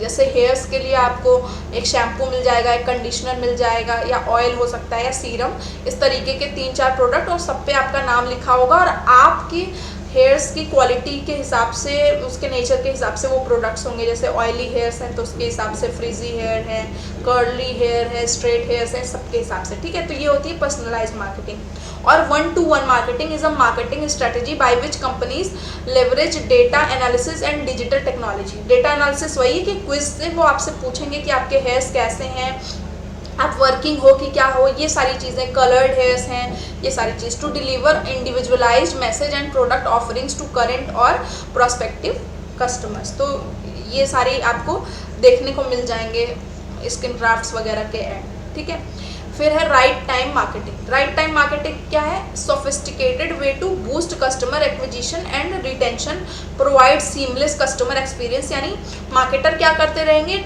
एक टाइम देखते रहेंगे कि कब हिट करना है हमको मार्केट को। ठीक है, जैसे कि अभी आप देखो क्या कहते हैं, इंडिपेंडेंस डे आ रहा है, तो इंडिपेंडेंस डे के लिए जितने भी ऑनलाइन प्लेटफॉर्म्स हैं, जो शॉपिंग के प्लेटफॉर्म्स हैं, सब पे सेल आने वाली है। तो वो चाहे किसी भी नाम से आ जाए, तो वो किसके लिए है? वही इंडिपेंडेंस डे के लिए सेल है, तो वो राइट टाइम मार्केटिंग तरीके से कहेंगे। ठीक है, तो create revenue lift by understanding a customers characteristics, channel preferences and in market purchase signals. तो आपके साइट से या आपके वहाँ से किसी ने कुछ परचेज किया और आपको उसका नेचर समझ में आ गया, कस्टमर कैरेक्टरिस्टिक समझ में आ गई, तो उसी हिसाब से आप क्या करोगे? मार्केटिंग करोगे। इसी को हम क्या कहेंगे? Right time marketing. ठीक है, नेक्स्ट है सर्विस मार्केटिंग। सर्विस मार्केटिंग क्या होती है? Restore to in insurance companies and banks. तो जो कंपनीज हैं जो आपको सर्विसेज प्रोवाइड करती हैं, वही क्या करती हैं? सर्विस मार्केटिंग करती हैं। जैसे इंटरनेट मार्केटिंग होती है, telemarketing, internal marketing, relationship marketing. तो आपको मेल पे देखते होगे बहुत सारे बैंक्स का आपको देखने को मिल जाता है कि क्रेडिट कार्ड इशू कर रहे हैं फ्री में, यहाँ पे आप अकाउंट ओपन करा सकते हैं, इतने पे आपको हाउस लोन मिल रहा है इस इंटरेस्ट पे। तो ये सारे जो मेल्स मिलते हैं वो क्या है? सर्विस मार्केटिंग में आते हैं। ठीक है, इसके बाद है रिलेशनशिप मार्केटिंग। तो पता है कि कस्टमर्स को लॉयल करने के लिए, मतलब लॉयल्टी मेकिंग के लिए और कस्टमर्स से अच्छे रिलेशनशिप बनाने के लिए एक टर्म भी आ गया है, कस्टमर रिलेशनशिप मैनेजमेंट। तो ये मार्केटिंग जो होती है, इसी को हम रिलेशनशिप मार्केटिंग कहते हैं। यहाँ पे देखिए क्या लिखा है, focuses on customer loyalty and long term customer engagement. यानी हम ऐसा कस्टमर को ट्रीट करें जिससे कि वो हमारा लॉयल कस्टमर बन जाए और लॉन्ग टर्म तक हमारे साथ इंगेज रहे। ठीक है, rather than shorter term goals like customer acquisition and individual cells. It is useful for cross selling of products. यानी आपने एक को प्रोडक्ट सेल किया, वो किसी और को रेफर करेगा, देन ऐसे क्या होगा कि रिलेशनशिप बनती चली जाएगी और आपकी जो प्रोडक्ट है उसकी सेल्स भी बढ़ जाएगी। इसके बाद है एग्रेसिव मार्केटिंग। एग्रेसिव मार्केटिंग मतलब आपको बहुत ज़्यादा आपने प्रोडक्शन कर लिया है, आपकी ट्रेडिंग वॉल्यूम बहुत ज़्यादा बढ़ गई है। ठीक है, तो आप क्या करोगे? कम प्राइस पे उसको बहुत जल्दी बहुत ज़्यादा मार्केटिंग करके, एडवर्टीजमेंट करके अपने स्टॉक को ख़त्म करना चाहोगे। तो when a market becomes very aggressive, the prices of stocks can go up significantly, which in turn makes it more expensive for a trader to become involve in the market by buying stocks. ठीक है, यानी क्या होगा कि market अब धीरे धीरे महंगा होता चला जा रहा है, तो आपको भी तो स्टॉक खरीदने में दिक्कत होगी। जब आप स्टॉक खरीदोगे तभी उसको सेल करोगे, तो उस टाइम में आप क्या करते हो कि उसको, अपने गुड्स को कम प्राइस पे जल्दी बेच के अपना स्टॉक आउट करना चाहोगे। इसके बाद है एथिकल मार्केटिंग। एथिकल मार्केटिंग मतलब एथिक्स को अपना के जो आप मार्केटिंग करते हो, जिसमें आप कहीं ना कहीं सोसाइटी के लिए कुछ काम कर रहे हो, कस्टमर्स से अच्छा बिहेवियर कर रहे हो वो एथिकल मार्केटिंग में आ जाएगा। Refers to the application of marketing ethics into the marketing process, यानी मार्केटिंग जो कर रहे हो उसमें मार्केटिंग एथिक्स को इन्वॉल्व कर लेना, हम उसको एथिकल मार्केटिंग कहते हैं। Briefly, marketing ethics refers to the philosophical examination from a moral standpoint of particular marketing issues that are matters of moral judgment। जैसे कि पहले जो मार्केटिंग की जाती थी, अगर हम देखें तो बहुत सारे मॉल्स वगैरह में आपको प्लास्टिक बैग्स मिलते थे, ठीक है, या फिर उस बैग्स पे अपना प्रमोशन भी होता था, प्लस बैग्स के लिए अलग से पैसे भी चार्ज करते थे। तो कहीं ना कहीं हमको बैग्स के लिए अलग से पैसे नहीं चार्ज करने, हमें जो प्रोडक्ट्स देने उनमें होर्डिंग नहीं होनी चाहिए, ब्लैक मार्केटिंग नहीं करनी है, और क्वालिटी प्रोडक्ट्स हमको रीजनेबल प्राइस पे बेचने हैं। इसमें भी कई बार क्या होता है, सेलर्स प्राइस ज़्यादा बढ़ा के लो क्वालिटी प्रोडक्ट्स दे देते हैं। तो ये सब चीज़ें एथिकल में आती है, तो इसे हम क्या कहेंगे, एथिकल मार्केटिंग कहेंगे, ठीक है। इसके बाद है the societal marketing. Societal marketing क्या होगी, जो सोसाइटल मार्केटिंग कॉन्सेप्ट था जिसमें हमको सोसाइटी को ध्यान में रखते हुए मार्केटिंग करनी है। That holds that a company should make marketing decisions bye considering consumer wants, the companies requirements and societies long term interest. यानी आप ऐसा प्रोडक्ट मत बनाओ जिससे कंज्यूमर्स के किसी भी आइडियोलॉजी पे या उसके कल्चर पे इफेक्ट पड़े, इन्वायरमेंट को हार्म हो, सोसाइटी को हार्म हो, इस तरीके का कोई प्रोडक्ट नहीं बनाना है, इसे हम सोसाइटल मार्केटिंग कहेंगे। अब ये इतने सारे मार्केटिंग के टाइप्स थे, सब हमने देख लिए। इसको एक बार आप लोग अच्छे से एग्जांपल्स देख लीजिएगा, अच्छे से रीडिंग भी लगा लीजिएगा, क्योंकि इससे रिलेटेड कोई भी क्वेश्चन आ सकता है और आपसे पूछा जा सकता है कि ये कौन सी मार्केटिंग में आएगा, ठीक है। अब चलते हैं टाइप्स ऑफ गुड्स की तरफ, ठीक है। पहला है कंज्यूमर गुड्स। तो कंज्यूमर्स के कंज्यूम करने के लिए जो गुड्स होते हैं, जैसे डेली यूज़ वाले, उन्हें हम कंज्यूमर गुड्स कहते हैं, ठीक है, जो bought and used by consumers rather than by manufacturers. जैसे साबुन, शैम्पू, चाय की पत्ती, चीनी, जो भी चीज़ें जो हम लोग सिर्फ कंज्यूम करने के लिए लेते हैं, उसको दोबारा सेल करने के लिए नहीं लेते हैं, उसे हम कंज्यूमर गुड्स कहते हैं, ठीक है, उसे हम कंज्यूमर गुड्स कहते हैं। Fast moving consumer goods, FMCG और कंज्यूमर पैकेज्ड गुड्स, ठीक है। ये फास्ट मूविंग कंज्यूमर गुड्स कौन से होते हैं, are products that are sold quickly and at relatively low cost, ठीक है, जो बहुत ज़्यादा जल्दी बिक रहे हैं और कम कॉस्ट के हैं, इन्हीं को हम क्या कहते हैं, फास्ट मूविंग कंज्यूमर गुड्स कहते हैं, ठीक है। Examples include non durable goods such as soft drinks, toiletries, over the counter drugs, processed foods. तो ये सब क्यों है, नॉन ड्यूरेबल नेचर के होते हैं, तो और कम प्राइस के भी होते हैं, जैसे साबुन, शैम्पू, या जो हमारे फूड आइटम्स हैं खाने वाले, कोल्ड ड्रिंक्स वगैरह, बिस्किट्स, नमकीन, तो ये सारी चीज़ें बहुत ज़्यादा बिकती हैं, इसी को हम FMCG प्रोडक्ट्स कहते हैं। फिर इसके बाद है कंज्यूमर ड्यूरेबल गुड्स। तो कंज्यूमर में ड्यूरेबल गुड्स कौन से होंगे, TV, fridge, washing machine, mixie, जो चीज़ हम परचेज करते हैं साल में एक बार, 5 साल में एक बार, जो हम रेगुलर बेसिस पे कंज्यूम नहीं करते हैं, ऐसी चीज़ों को हम क्या कहेंगे, कंज्यूमर ड्यूरेबल गुड्स कहेंगे, ठीक है। Are a category of consumer products that do not have to be purchase frequently because they are made to last for an extended period of time, ठीक है, यानी मोर देन 3 years 1 year के लिए होते हैं और ज़्यादा कॉस्ट के भी होते हैं, तो इसलिए रोज़ कोई नहीं खरीद सकता है। अंबानी के लिए पॉसिबल है, हमारे लिए नहीं, ठीक है। आगे चलते हैं इंडस्ट्रियल गुड्स पे। इंडस्ट्रियल गुड्स कौन से हैं, जैसे मशीनरी हो गई, कोई भी मैन्युफैक्चरिंग प्लांट हो गया, मटेरियल हो गया, या कोई भी चीज़ स्पेयर पार्ट्स वगैरह हो गए, जो चीज़ हमें दूसरे गुड्स को बनाने के लिए ज़रूरत हो, उसे हम इंडस्ट्रियल गुड्स कहेंगे, और ये ज़्यादातर मैन्युफैक्चरर्स खरीदते हैं, ठीक है। Industrial goods are made up of machinery, manufacturing plants and materials and any other goods और component used by other industries और firms. Consumer goods are ready for the consumption and satisfaction of human wants such as clothing और food। तो industrial goods ऐसे होंगे जो दूसरे goods की manufacturing के लिए यूज़ हों, दूसरी इंडस्ट्रीज और फर्म्स यूज़ करती हैं, और कंज्यूमर गुड्स क्या है, जो कंजम्पशन के लिए रेडी हो, क्लोथिंग, फूड, ये सारे कंज्यूमर गुड्स होते हैं। इसमें आगे यही लिख दिया गया है, ठीक है। आगे है इंटरमीडिएट गुड्स और प्रोड्यूसर गुड्स और semi finished products are goods such as partly finished goods used as inputs. जैसे कि रॉ मटेरियल हम कोई यूज़ करते हैं, नट बोल्ट वगैरह, तो उन्हें हम इंटरमीडिएट गुड्स कहते हैं। जैसे कि अगर हम ब्रेड बनाने जाते हैं, ठीक है, और ब्रेड बनाने के लिए हमें ज़रूरत, ये तो हमारा फिनिश प्रोडक्ट हो गया, कंज्यूमर गुड्स हो गया, और ब्रेड बनाने के लिए हमको प्लेन फ्लोर की ज़रूरत है, ठीक है, मैदे की। तो इसे हम क्या कहेंगे, इंटरमीडिएट गुड्स, और ये इसमें कंज्यूम होकर ब्रेड बन जाएगी और ये हमारा कंज्यूमर गुड्स बन जाएगा, ठीक है। तो फाइनल गुड्स को बनाने में जिस गुड्स की हेल्प लेते हैं हम, जैसे कि शूज़ बनता है लेदर से, तो लेदर क्या है, इंटरमीडिएट गुड्स, ठीक। आगे चलते हैं इन्फीरियर गुड्स। अब ये सारे इकोनॉमिक्स के टर्म्स आ रहे हैं, सब चीज़ें आपको पता होंगी। इन्फीरियर गुड्स क्या होते हैं, वो ऐसे गुड्स होते हैं जो अमीर लोग खरीदना पसंद नहीं करते हैं, हम जैसे गरीब लोग खरीदते हैं, जैसे कि बाजरा। हालांकि अब आप देखें तो मल्टीग्रेन चीज़ें आने लगी हैं, ओट्स वगैरह जो थे वो पहले इसी में गिने जाते थे, इन्फीरियर गुड्स में ही, ठीक है। तो N inferior goods means N increase in income causes a fall in demand, यानी जब आपकी इनकम बढ़ने लगेगी, आप जैसे जैसे अमीर होने लगोगे, आप वो इन्फीरियर गुड्स नहीं खरीदोगे, यानी उनकी डिमांड में कमी आ जाएगी। इट हैज़ अ निगेटिव, ये पता नहीं क्या है, ठीक है। An example of N inferior good is टेस्को value bread.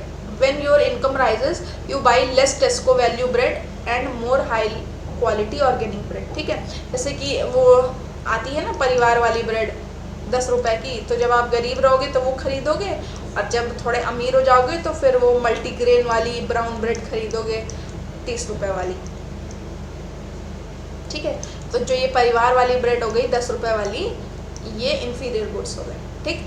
Normal good, normal goods क्या है, जिससे आपका क्या है कि जैसे जैसे आपकी इनकम इंक्रीज होगी आपकी डिमांड भी बढ़ेगी, यानी ये इसको लॉ ऑफ डिमांड को सपोर्ट करते हैं जो नॉर्मल गुड्स होते हैं। तो इसे हम क्या कहेंगे, इनकम इलास्टिक, या हम कह सकते हैं इनकम इन इलास्टिक भी हो सकता है, ठीक है। Note a normal good can be income elastic और इनकम इन इलास्टिक, ठीक है। जैसे कि नमक है, ठीक है, आपकी इनकम 0 हो या आपकी इनकम 100, आपको हर केस में नमक चाहिए चाहिए, ठीक है। तो ये क्या है, इन इलास्टिक हो जाएगा। मेडिसिन, ठीक है।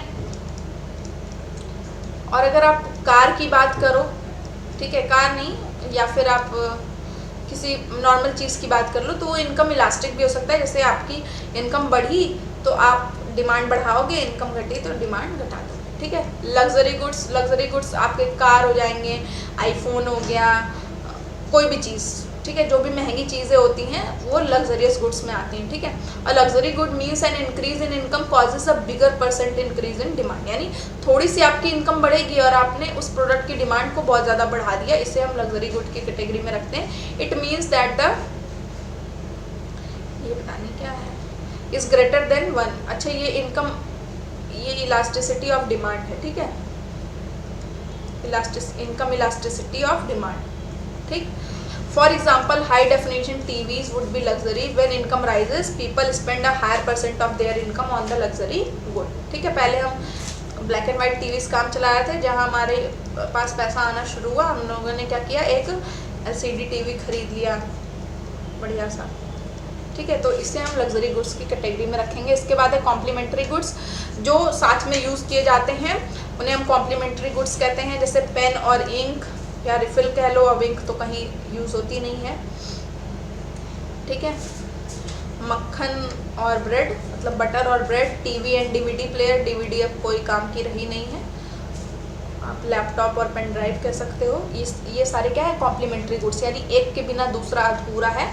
इस तरीके के गुड्स जो जन्म जन्म के साथी होते हैं उन्हें हम कॉम्प्लीमेंट्री गुड्स कहते हैं। इसके बाद है सब्स्टिट्यूट गुड्स, ठीक है। सब्स्टिट्यूट गुड्स मतलब एक को दूसरे से रिप्लेस कर दिया जाए। ये जो दुश्मन होते हैं एक दूसरे के, ये साथी थे तो ये दुश्मन है, इन्हें हम सब्स्टिट्यूट गुड्स कहते हैं। जैसे कि आप पेप्सी पियोगे तो कोका कोला छोड़ दोगे, स्प्राइट पियोगे माउंटेन ड्यू छोड़ दोगे, कॉफ़ी पियोगे तो चाय छोड़ दोगे, ठीक है। तो ये जो आपस में दुश्मन वाले लोग होते हैं ये होते हैं सब्स्टिट्यूट गुड्स, जिसको एक दूसरे से सब्स्टिट्यूट किया जा सकता है। यानी आपका कॉफ़ी पीने का मन कर रहा है, अगर आपको कोई एक कप चाय ला के देता है तो आप उससे भी काम चला लेते हो। आगे चलते हैं गिफिन गुड्स पे। गिफिन गुड्स वही इन्फीरियर गुड्स ही होते हैं। इन्फीरियर गुड्स को ढूंढा था गिफिन नाम के एक इकोनॉमिस्ट ने, इसलिए इसका नाम ही दे दिया गया गिफिन गुड्स, ठीक है। A rare type of goods where an increase in price cause an increase in demand, ठीक है। यानी ऐसे गुड्स जो बहुत इन्फीरियर क्वालिटी के हों और जैसे ही उसका प्राइस बढ़ता है तब उसकी डिमांड बढ़ती है, जबकि लॉ ऑफ डिमांड क्या कहता है कि प्राइस जब बढ़ता है तो उसकी डिमांड घट जाती है। लेकिन ये क्या उल्टा टाइप का काम करता है। एक्सेप्शनल जो एक्सेप्शंस हमने पढ़े हैं लॉ ऑफ डिमांड में, वो गिवन गुड का भी एक आपने एक्सेप्शन पढ़ा होगा, तो ये वही है। The reason is that income effect of a rise in the price cause you to buy more of this cheap good because you can't afford more expensive goods, ठीक है। For example, if the price of wheat rises, a poor peasant may not be able to afford meat anymore, so has to buy more wheat, ठीक है। तो भाई जो किसान है वो मीट तो नहीं खरीद सकता, या कोई भी मान लेते हैं सूजी नहीं ले सकता, तो वो क्या करेगा कि वो आटे से ही काम चला लेगा, ठीक है। इसके बाद है वेबलिन और स्नॉब गुड। वेबलिन इफेक्ट भी आपने पढ़ा होगा लॉ ऑफ डिमांड में। तो ये क्या होता है कि N increase in price encourages people to buy more of it. ये भी क्या है कि जैसे प्राइस बढ़ता है तो और खरीदते हैं। तो गिवन क्या है, इन्फीरियर क्वालिटी के गुड्स हो जाएंगे। जैसे कोई चीज़ बहुत सस्ती है तो हम उसको खरीदने से शर्माते हैं कि अरे ये सस्ती चीज़ लेके घूम रहे हो। तो ये वेबलिन गुड्स क्या हो जाएंगे, ये लग्जरियस गुड्स हो जाएंगे। जैसे कि आईफोन का प्राइस जितना ज़्यादा बढ़ेगा हम उसको और दिखाते हुए घूमेंगे कि अरे मेरे पास आईफोन है, तो ये वेबलिन गुड्स हो जाते हैं। इन्फीरियर और ये लग्जरी दोनों एक दूसरे के कॉन्ट्रोवर्शियल हैं, ठीक है। इसके बाद है कैपिटल गुड्स। कैपिटल गुड्स कौन से होते हैं, ड्यूरेबल गुड्स होते हैं, जैसे मशीनरी, कोई भी चीज़ जो कैपिटल गुड्स होते हैं, वन टाइम परचेज वाले, फ्रीक्वेंटली जिसे हम नहीं खरीदते हैं, ठीक है, और प्रोडक्शन करने के लिए जिनका हम यूज़ करते हैं। इसके बाद है डिराइव्ड गुड्स। डिराइव्ड गुड्स क्या होता है, means the demand for the product is derived from the demand of other products. जैसे कि अगर कार की डिमांड बढ़ती है तो ऑब्वियसली पेट्रोल की डिमांड बढ़ेगी, तो इसे हम डिराइव्ड गुड्स कहते हैं, ठीक है। या अगर आप देखो कि किस चीज़ को मानते हैं, कार और पेट्रोल वाला एग्जांपल सही है। इसके बाद यहाँ पे टाइप्स ऑफ कंज्यूमर प्रोडक्ट्स लिखे हुए हैं, कन्वीनियंस, शॉपिंग, स्पेशलिटी। ये सिर्फ पढ़ना है आपको, सिर्फ पढ़ना है, इसको आप रीडिंग लगा लीजिएगा, इसको हम लोग नहीं डिस्कस करेंगे यहाँ पे। आगे चलते हैं मार्केटिंग मिक्स पे, ठीक है। मार्केटिंग मिक्स से सबसे इम्पॉर्टेंट क्वेश्चन जो आता है वो यही आता है कि मार्केटिंग मिक्स को सबसे पहले किसने कॉइन किया था, यानी किसने इजाद किया इस टर्म को, वो थे नेल एच बॉर्डन, ठीक है। इन्होंने 1964 में अपने article the concept of marketing mix में मार्केटिंग मिक्स को थोड़ा सा जन्म दिया था, मतलब समझ लीजिए बीज बोया था, ठीक है। फिर इसके बाद जेरोम मैकार्थी, जो जेम मैकार्थी हम लोग पढ़ते हैं, इन्होंने इसको क्या किया, मार्केटिंग मिक्स को पाला पोसा बड़ा किया। तो 4 की एरियाज इन्होंने दिए थे, प्रोडक्ट, प्राइस, प्लेस और प्रमोशन। तो जो 4 पीज हैं, अगर आपसे कोई पूछे कि 4 पीज किसने दिए हैं तो जेरोम मैकार्थी ने दिए हैं। ये आपने दिमाग में गांठ बांध लीजिए क्योंकि इससे रिलेटेड क्वेश्चन पूछा जा सकता है। वहाँ फिलिप कोटलर और ये सब नाम नहीं बताने हैं, मैकार्थी ने दिए, ये ध्यान रखना है, ठीक है। तो यहाँ पे क्या लिखा हुआ है कि the marketing mix refers to the set of actions or tactics that a company uses to promote its brand or product in the market, ठीक है। वो सारी टैक्टिक्स, वो सारे एक्शंस, बिहेवियर जो भी हम यूज़ करते हैं अपने प्रोडक्ट को, अपने ब्रांड को प्रमोट करने के लिए मार्केट में, वो उसी को हम मार्केटिंग मिक्स कहते हैं, ठीक है। चाहे वो जो भी चीज़ हो, चाहे वो प्रोडक्ट से रिलेटेड हो, यानी प्रोडक्ट को हम अच्छा बना रहे हैं, क्वालिटेटिव बना रहे हैं, चाहे प्राइस से रिलेटेड हो, कम प्राइस या ज़्यादा प्राइस पे बेच रहे हो, चाहे वो प्रमोशन से रिलेटेड हो या प्लेस से रिलेटेड हो, ये चारों चीज़ों को मिक्स करके ही क्या बनता है, मार्केटिंग मिक्स, ठीक है। अब प्रोडक्ट क्या होता है, प्रोडक्ट वो होता है जो कि टेंजिबल प्रोडक्ट होता है, जिसे हम छू सकते हैं अगर, और या फिर नहीं भी छू सकते, मतलब इंटेंजिबल प्रोडक्ट। जैसे बैंक के पास गए, बैंक से हमने लोन लिया, तो ज़रूरी नहीं कि हम उसको छू सकें, हमको सिर्फ एक कागज़ मिलेगा जो ये बताएगा कि आपको ये इसका लोन मिल गया, या लॉकर फैसिलिटी मिल जाती है। तो टेंजिबल या इनटेंजिबल प्रोडक्ट हो सकता है, उसी को हम क्या कहेंगे, प्रोडक्ट कहेंगे। वो कहीं ना कहीं आपको यूटिलिटी दे रहा होगा, जिसको आप पाके सेटिस्फाई होते हो, जो आपको चाहिए ही चाहिए, ठीक है। अ product is produced with a specific volume of units with an aim to satisfy the needs of the consumers. The sub element of the product are product design, मतलब प्रोडक्ट की डिज़ाइन कैसी होगी, पोजिशनिंग, ब्रांडिंग, पैकेजिंग। पोजिशनिंग मतलब कि उसका क्या position है market में, जैसे कि वो बेबीज़ के लिए काम आ रहा है या फिर विमेंस के लिए है, मेंस के लिए है, किसके लिए, ठीक है। ब्रांडिंग करना यानी उसको एक रिकग्निशन देना। पैकेजिंग उसकी कैसी है, लेबलिंग कैसी है, प्रोडक्ट लाइन, ठीक। फिर मतलब प्रोडक्ट लाइन मतलब कि कितने फ्लेवर्स उसके मिल रहे हैं आपको, कितने उसके, जैसे कि कोई फेस वॉश आप लेते हो तो उसमें एक स्ट्रॉबेरी मिल जाए, एक लेमन मिल जाए, और पता नहीं कितने फ्लेवर्स आते हैं, तो वो प्रोडक्ट लाइन हो जाएगा। इसके बाद है कस्टमर सर्विस, कि अब आपको बाद में क्या सर्विस उसकी मिलती है। जैसे बहुत बार होता नहीं है कि आप रैपर रख के इतने सारे रैपर्स हमको दोगे तो उससे ये मिल जाएगा आपको, या फिर आप कोई टीवी ले गए वो ख़राब हो गया तो आपको 1 साल की उसकी रिपेयर मेंटेनेंस की गारंटी मिल जाती है। वारंटीज़ एंड गारंटीज़ भी उसके साथ जुड़ी होती है। New product development and product life cycle, ये सारी चीज़ें आपको प्रोडक्ट में पढ़ने मिल जाती है। इतना डीप में जाना ही नहीं है, इतना डीप में ना क्वेश्चन भी नहीं आने वाला है। मतलब ये जानना है हमको कि अगर हमको प्रोडक्ट पढ़ना है तो उससे रिलेटेड हमको क्या क्या चीज़ें पढ़नी होंगी। इसके बाद है प्राइस, ठीक है। तो प्राइस क्या होता है, amount a customer page for the product is it's price. तो जो प्रोडक्ट है उसकी यूटिलिटी के हिसाब से कस्टमर जो प्राइस पे करता है उसी को हम क्या कहेंगे, अमाउंट जो पे करता है उसको हम प्राइस कहते हैं। Price is determined by a lot of factors, ठीक है। बहुत सारे फैक्टर्स डिटरमाइन करते हैं प्राइस को, जैसे डिमांड, ठीक है। डिमांड अगर ज़्यादा है तो आप उसको हाई प्राइस पे बेच सकते हो, लेकिन डिमांड अगर बहुत कम है तो हाई प्राइस पे बेचोगे, एक भी प्रोडक्ट बिकेगा नहीं। Supply of raw components, market share कैसा है आपका, कंपटीशन कैसा है, मटेरियल की कॉस्ट क्या है, ऑपरेशनल कॉस्ट क्या है, कस्टमर्स की परसीव वैल्यू क्या है, यानी परसीव्ड वैल्यू यानी उससे उसको बहुत ज़्यादा, से आईफोन है इतना महंगा क्यों बिकता है, क्योंकि वो उस तरीके की क्वालिटी और सर्विस भी प्रोवाइड करता है, यूटिलिटी भी प्रोवाइड करता है, ठीक है। सब एलिमेंट्स क्या है प्राइस के, manufacturers, wholesalers and retail prices हो सकते हैं 3 तरीके के।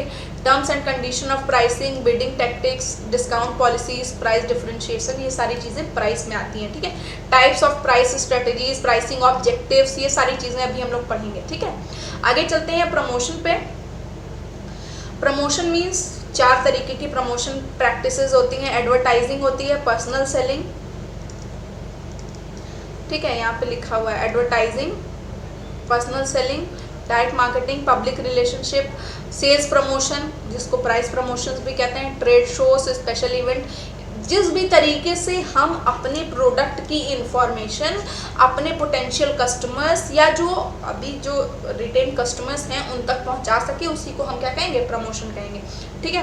तो promotion refers all the communication that a marketer may use in the marketplace. The supplements are advertising, sales force policies, direct marketing, ये सारी चीज़ें हैं। The 4 distinct factors of promotion are advertising, public relation, word of mouth and point of sale। ये 4 distinct factors हैं जिस पे promotion depend करता है। प्रमोशन में भी पेड और अनपेड, ठीक है। बहुत बार पेड प्रमोशन होता है जहाँ पे आप पैसे देके खुद से उसका प्रमोशन करवाते हो, एडवर्टीजमेंट कराते हो, लेकिन कई बार क्या होता है कि आपका प्रोडक्ट इतना अच्छा होता है कि लोग खुद उसके बारे में एक दूसरे को बता के अनपेड प्रमोशन भी हो जाता है, ठीक है। Paid promotions include advertising through various media, sponsorship deals, exhibitions, conferences, seminars, paid participation in trade fairs and events, and unpaid promotion includes the press releases, word of mouth etcetera, ठीक है। Word of mouth यही वही जो हम लोग कानाफूसी करते हैं एक दूसरे से, वो, ठीक है। इसके बाद है प्लेस, यहाँ पे 4th होगा, ठीक है। प्लेस में क्या आता है भाई, मैन्युफैक्चर पॉइंट से जहाँ पे प्रोडक्शन हो रहा है, तो प्रोडक्शन के प्लेस से कंजम्पशन के प्लेस पे जाने में गुड्स का जो भी मूवमेंट होता है वो सब चीज़ें प्लेस में आती हैं। यानी कौन उसको ले जाएगा, कौन डिलीवर करेगा, कैसे जाएगा, डायरेक्ट जाएगा या इनडायरेक्ट जाएगा, मैन्युफैक्चर से फिर किसके पास जाएगा, देन कस्टमर के पास जाएगा, या फिर मैन्युफैक्चर डायरेक्ट पहुंचा देगा, ठीक है। ये सारी चीज़ें। तो place refers to the location where a product can be purchased. It represents the distribution channel. The distribution channel में भी डायरेक्ट और इनडायरेक्ट हो सकता है। डायरेक्ट कब होगा, जब मैन्युफैक्चर से कस्टमर को डायरेक्ट चला जाएगा, जैसे अमेजोन या फ्लिपकार्ट के थ्रू पहुंच जाता है, ठीक है। और अगर आप इनडायरेक्ट बात करो तो जैसे मैन्युफैक्चरर से होलसेलर लेके आए, होलसेलर से रिटेलर, ठीक है, रिटेलर से एजेंट ने लिया, देन या हो सकता है होलसेलर से एजेंट ले, फिर रिटेलर, रिटेलर से कस्टमर्स जाके खरीद ले, ठीक है। Channel length and channel breadth matter a lot, यानी चैनल की लेंथ कितनी है और ब्रेथ कितनी है। जैसे हो सकता है कि रिटेलर्स बहुत सारे हों, उससे खरीदते हों। Some other sub elements are sublets, franchisees, direct sales agents, wholesalers, retailers, जिनकी बात हम कर रहे थे, ये सारी चीज़ें प्लेस में आती हैं, ठीक है। अब यहाँ पे देख लेते हैं कि for service marketing an extended version of marketing mix with 7 P's has been proposed. The 7 P's of service marketing are product, price, place, promotion. ये तो देखिए आपको प्रोडक्ट में मिल जाएगा, ठीक है, लेकिन सर्विस के लिए पीपल भी होने चाहिए, प्रोसेस भी होना चाहिए और फिजिकल एविडेंस भी होना चाहिए। जैसे कि आपने बैंक से लोन लिया तो उसके लिए आपको एक डॉक्यूमेंट मिलता है, इंश्योरेंस पॉलिसी लेते हो तो उसके लिए एक डॉक्यूमेंट मिलता है, वो उसका फिजिकल एविडेंस है। प्रोसेस यानी क्या क्या चीज़ें आपको कुछ मॉर्टगेज करना पड़ेगा, कौन से पीपल इन्वॉल्व है, यानी उसका रिप्रेजेंटेटिव, लीगल हायर कौन है, ये सारी चीज़।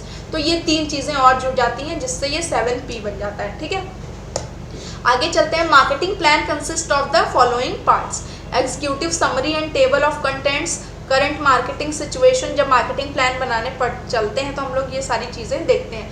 Opportunity and issue analysis, objectives क्या है हमारे मार्केटिंग करने के, मार्केटिंग स्ट्रेटेजी क्या होगी, एक्शन प्रोग्राम्स क्या होंगे, प्रोजेक्टेड प्रॉफिट एंड लॉस, यानी अगर हम ये मार्केटिंग करते हैं तो हो सकता है कि प्रोडक्ट की कॉस्ट से ज़्यादा हमको मार्केटिंग पे खर्च करना पड़ जाए और हमारी डिमांड भी उतने हिसाब से इंक्रीज ना हो, तो उसका प्रॉफिट लॉस भी देखना होता है और कंट्रोल भी रखना होता है कि जो एडवर्टाइजिंग या मार्केटिंग की कॉस्ट है वो बियॉन्ड मतलब लेवल के बियॉन्ड ना चली जाए, ठीक है। इसके बाद है टाइप्स ऑफ मार्केट सिचुएशन, ठीक है। मार्केट सिचुएशन ये भी इकोनॉमिक्स का ही पार्ट है। देखिए परफेक्ट कंपटीशन होता है जहाँ large number of buyers and sellers होते हैं, ठीक है। Going by its essential characteristics it is difficult to find many examples of perfect competition in India. तो परफेक्ट मार्केट जो है वो एक्चुअली कहीं एग्जिस्ट ही नहीं करता है जहाँ large number of sellers and buyers. The nearest situation could be the vegetable market. हाँ, अगर आप सब्जी मंडी जाओ तो वहाँ आपको भले परफेक्ट मार्केट देखने को मिल सकता है, क्योंकि जहाँ एक सब्जी वाला आपको 40 रुपये किलो टमाटर देगा और दूसरा 30 रुपये, तो आप 30 रुपये वाले के पास जाके टमाटर ले लोगे। तो अगर आप हाइपोथेटिकली देखना चाहो तो वेजिटेबल मार्केट आपको मिल सकता है, लेकिन एक्चुअली में अगर आप ऐसे कंज्यूमर प्रोडक्ट्स में देखते हो तो परफेक्ट कॉम्पिटिशन मार्केट एग्जिस्ट नहीं करता है। इसके बाद है इम्परफेक्ट कंपटीशन, जिसमें 3 टाइप के मार्केट आपको देखने को मिल जाते हैं। मोनोपोली या मोनोप्सोनी कहते हैं, इसके बाद ओलिगोपोली या ओलिगोप्सोनी, और एक होता है मोनोपोलिस्टिक कंपटीशन, ठीक है। मोनोपोली क्या होता है, एक सिंगल सेलर होगा, ठीक है, और वही क्या करेगा, पूरे मार्केट पे रूल करेगा। वो अपने प्रोडक्ट के प्राइस को बढ़ा सकता है जब मन चाहे, जब मन घटा सकता है, और कस्टमर भी क्या होगा, मजबूर होगा कि उसी प्राइस पे उसको खरीदना पड़ेगा। जैसे कि रेलवे जो एग्जांपल है, भाई रेल तो सिर्फ रेलवे ही चलाता है हमारे इंडिया में, तो अगर आपको ट्रेन से जाना है तो आपके पास ऑप्शन नहीं है कि आप अगर ट्रेन से ही जाना है तो कोई प्राइवेट ट्रेन नहीं चलती है या कोई और ट्रेन नहीं चलती कि भाई इसका किराया 30 रुपये है तो हम 15 रुपये वाले से चले जाते हैं, आपको उसी से जाना पड़ेगा, ठीक है। इसके बाद है मोनोप्सोनी, वन बायर मेनी सेलर्स, यानी यहाँ जस्ट मोनोपोली के उल्टा, यहाँ बहुत सारे सेलर्स है और बायर्स, मतलब यहाँ बहुत एक सेलर है और बायर्स बहुत सारे हैं, यहाँ बायर एक ही है और बहुत सारे सेलर हैं। इसका एग्जांपल हमको नहीं पता नहीं कहाँ होता है। इसके बाद है डुओपोली, यानी 2 सेलर्स हैं और बहुत सारे बायर्स हैं।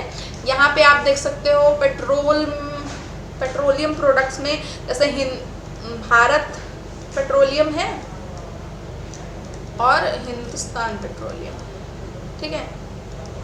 तो यही दोनों के पेट्रोल ज़्यादा बिकते हैं। रिलायंस भी अब बहुत रेयरली आपको देखने को मिलेगा। एक एसआर आया था पेट्रोल पंप, वो भी नहीं देखने को मिलेगा। तो इन्हीं दोनों के बीच में मेन कंपटीशन है, तो इसको डुओपोली में आप एग्जांपल में ले सकते हो।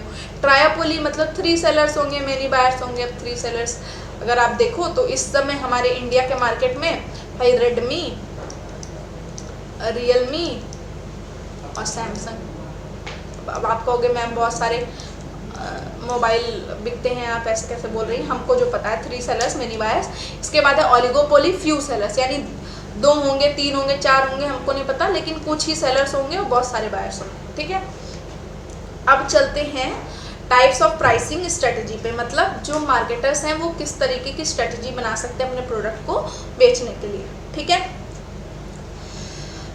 पहला है प्रीमियम प्राइसिंग। प्रीमियम प्राइसिंग क्या है कि आपका कॉम्पिटिटर मान लेते हैं कि 10 रुपए की चीज़ बेच रहा है तो आप 12 में बेचो। सबसे अच्छा एग्जांपल क्या है, मैगी का। यिप्पी 10 रुपए की मिलती है, मैगी उससे 2 रुपये बढ़ा के 12 रुपये में अपनी मैगी बेचती, दिखाती कि हमारा प्रोडक्ट जो है वो प्रीमियम है, इसलिए हम 2 रुपये महंगा बेच रहे हैं, ठीक है। बहुत जगह आपको ये देखने को मिल जाएगा। इसके बाद है पेनिट्रेशन प्राइसिंग। पेनिट्रेशन प्राइसिंग क्या होती है कि लो कॉस्ट पे, सबसे एकदम चीप प्राइस पे आपको अपने प्रोडक्ट को मार्केट में उतारना है, जैसे कि जियो ने किया था, ठीक है। एकदम फ्री में भिखारियों को जैसे सबको बांटे पड़े रहो, और जब आप मार्केट शेयर को कैप्चर कर लो, आपका मार्केट शेयर अच्छा खासा बन जाए, उसके बाद आप फिर प्राइसेस चार्ज करने लग जाओ। तो पेनिट्रेशन प्राइसिंग आपने देखा था जियो ने अपनाई थी, एकदम फ्री में, एकदम 1 साल तक आपको खूब एकदम धड़ल्ले से डेटा दिया, उसके बाद फिर बोला कि 1 रिचार्ज कराना पड़ेगा। अब आप देखो आपको हर महीने रिचार्ज कराना पड़ता है। लेकिन अब जियो ने जितने कस्टमर्स पा लिए, हमको तो नहीं लगता है कि कोई भी जियो को छोड़ के जाने वाला है। तो ये उनकी टेक्टिक्स थी लार्जर मार्केट शेयर एक्वायर करने की, ठीक है।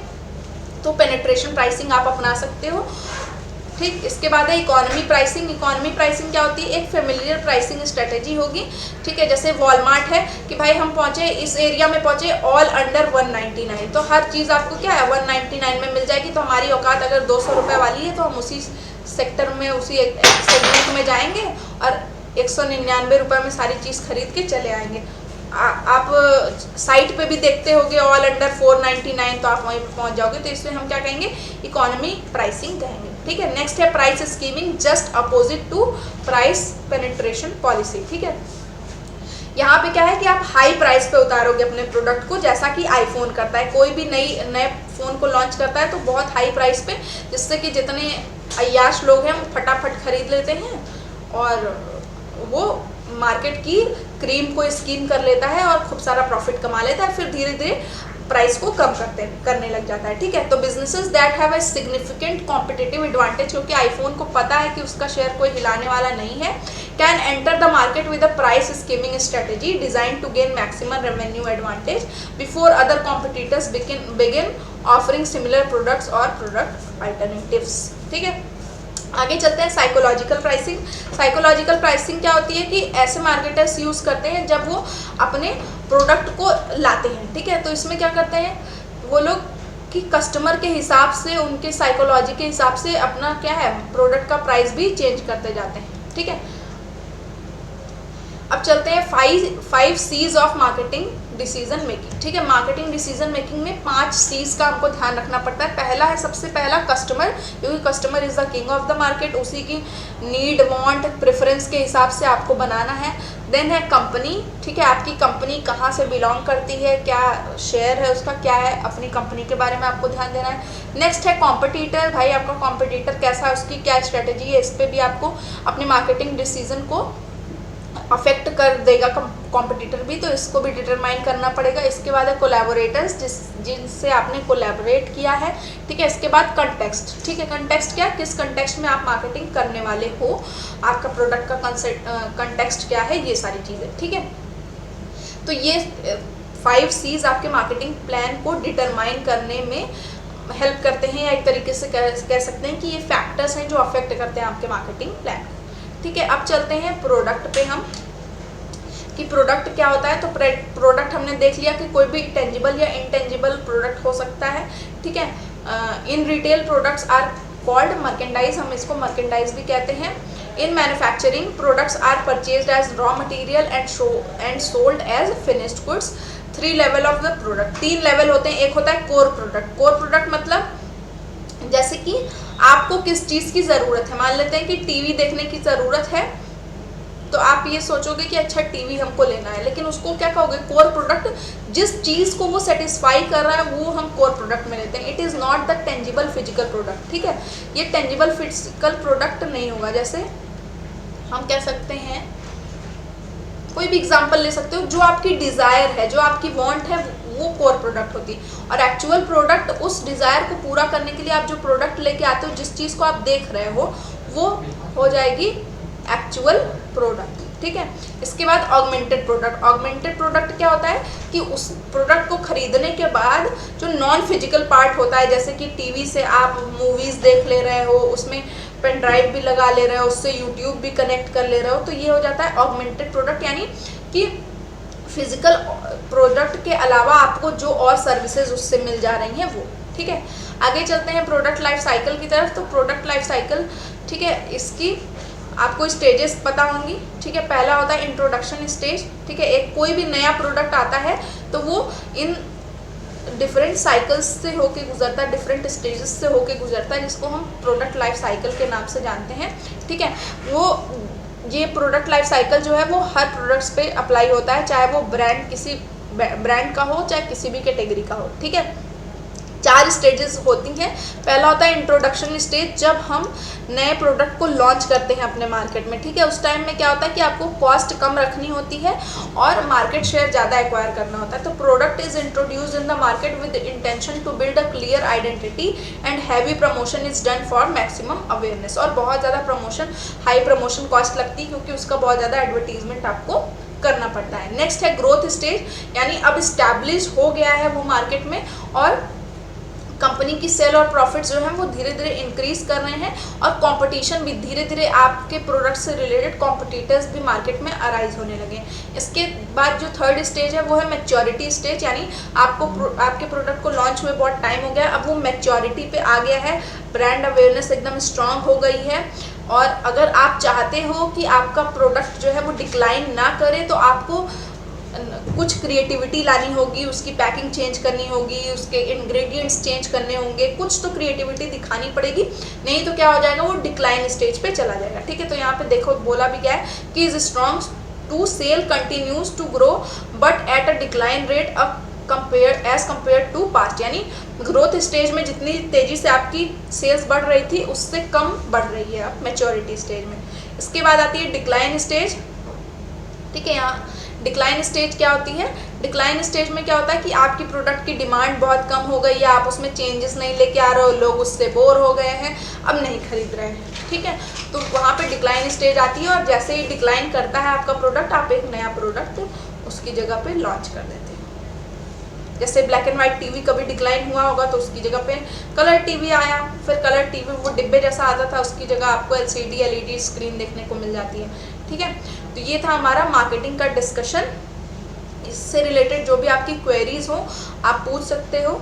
ठीक है, और इसको बहुत अच्छे से पढ़िएगा, बहुत ज़्यादा डिफ़िकल्ट क्वेश्चंस इससे नहीं आते हैं, आपको 1-2 डेफिनेशन और उसके राइटर्स देखने को मिल जाएंगे, 4 P's से रिलेटेड, मार्केटिंग मिक्स से रिलेटेड, प्राइसिंग स्ट्रेटजीज से रिलेटेड। तो अगर आप इतने ही जो सेगमेंट है उसको अच्छे से पढ़ लोगे, इतने में ही आपका काम हो जाने वाला है। ठीक है, तो आप अच्छे से पढ़ लीजिएगा।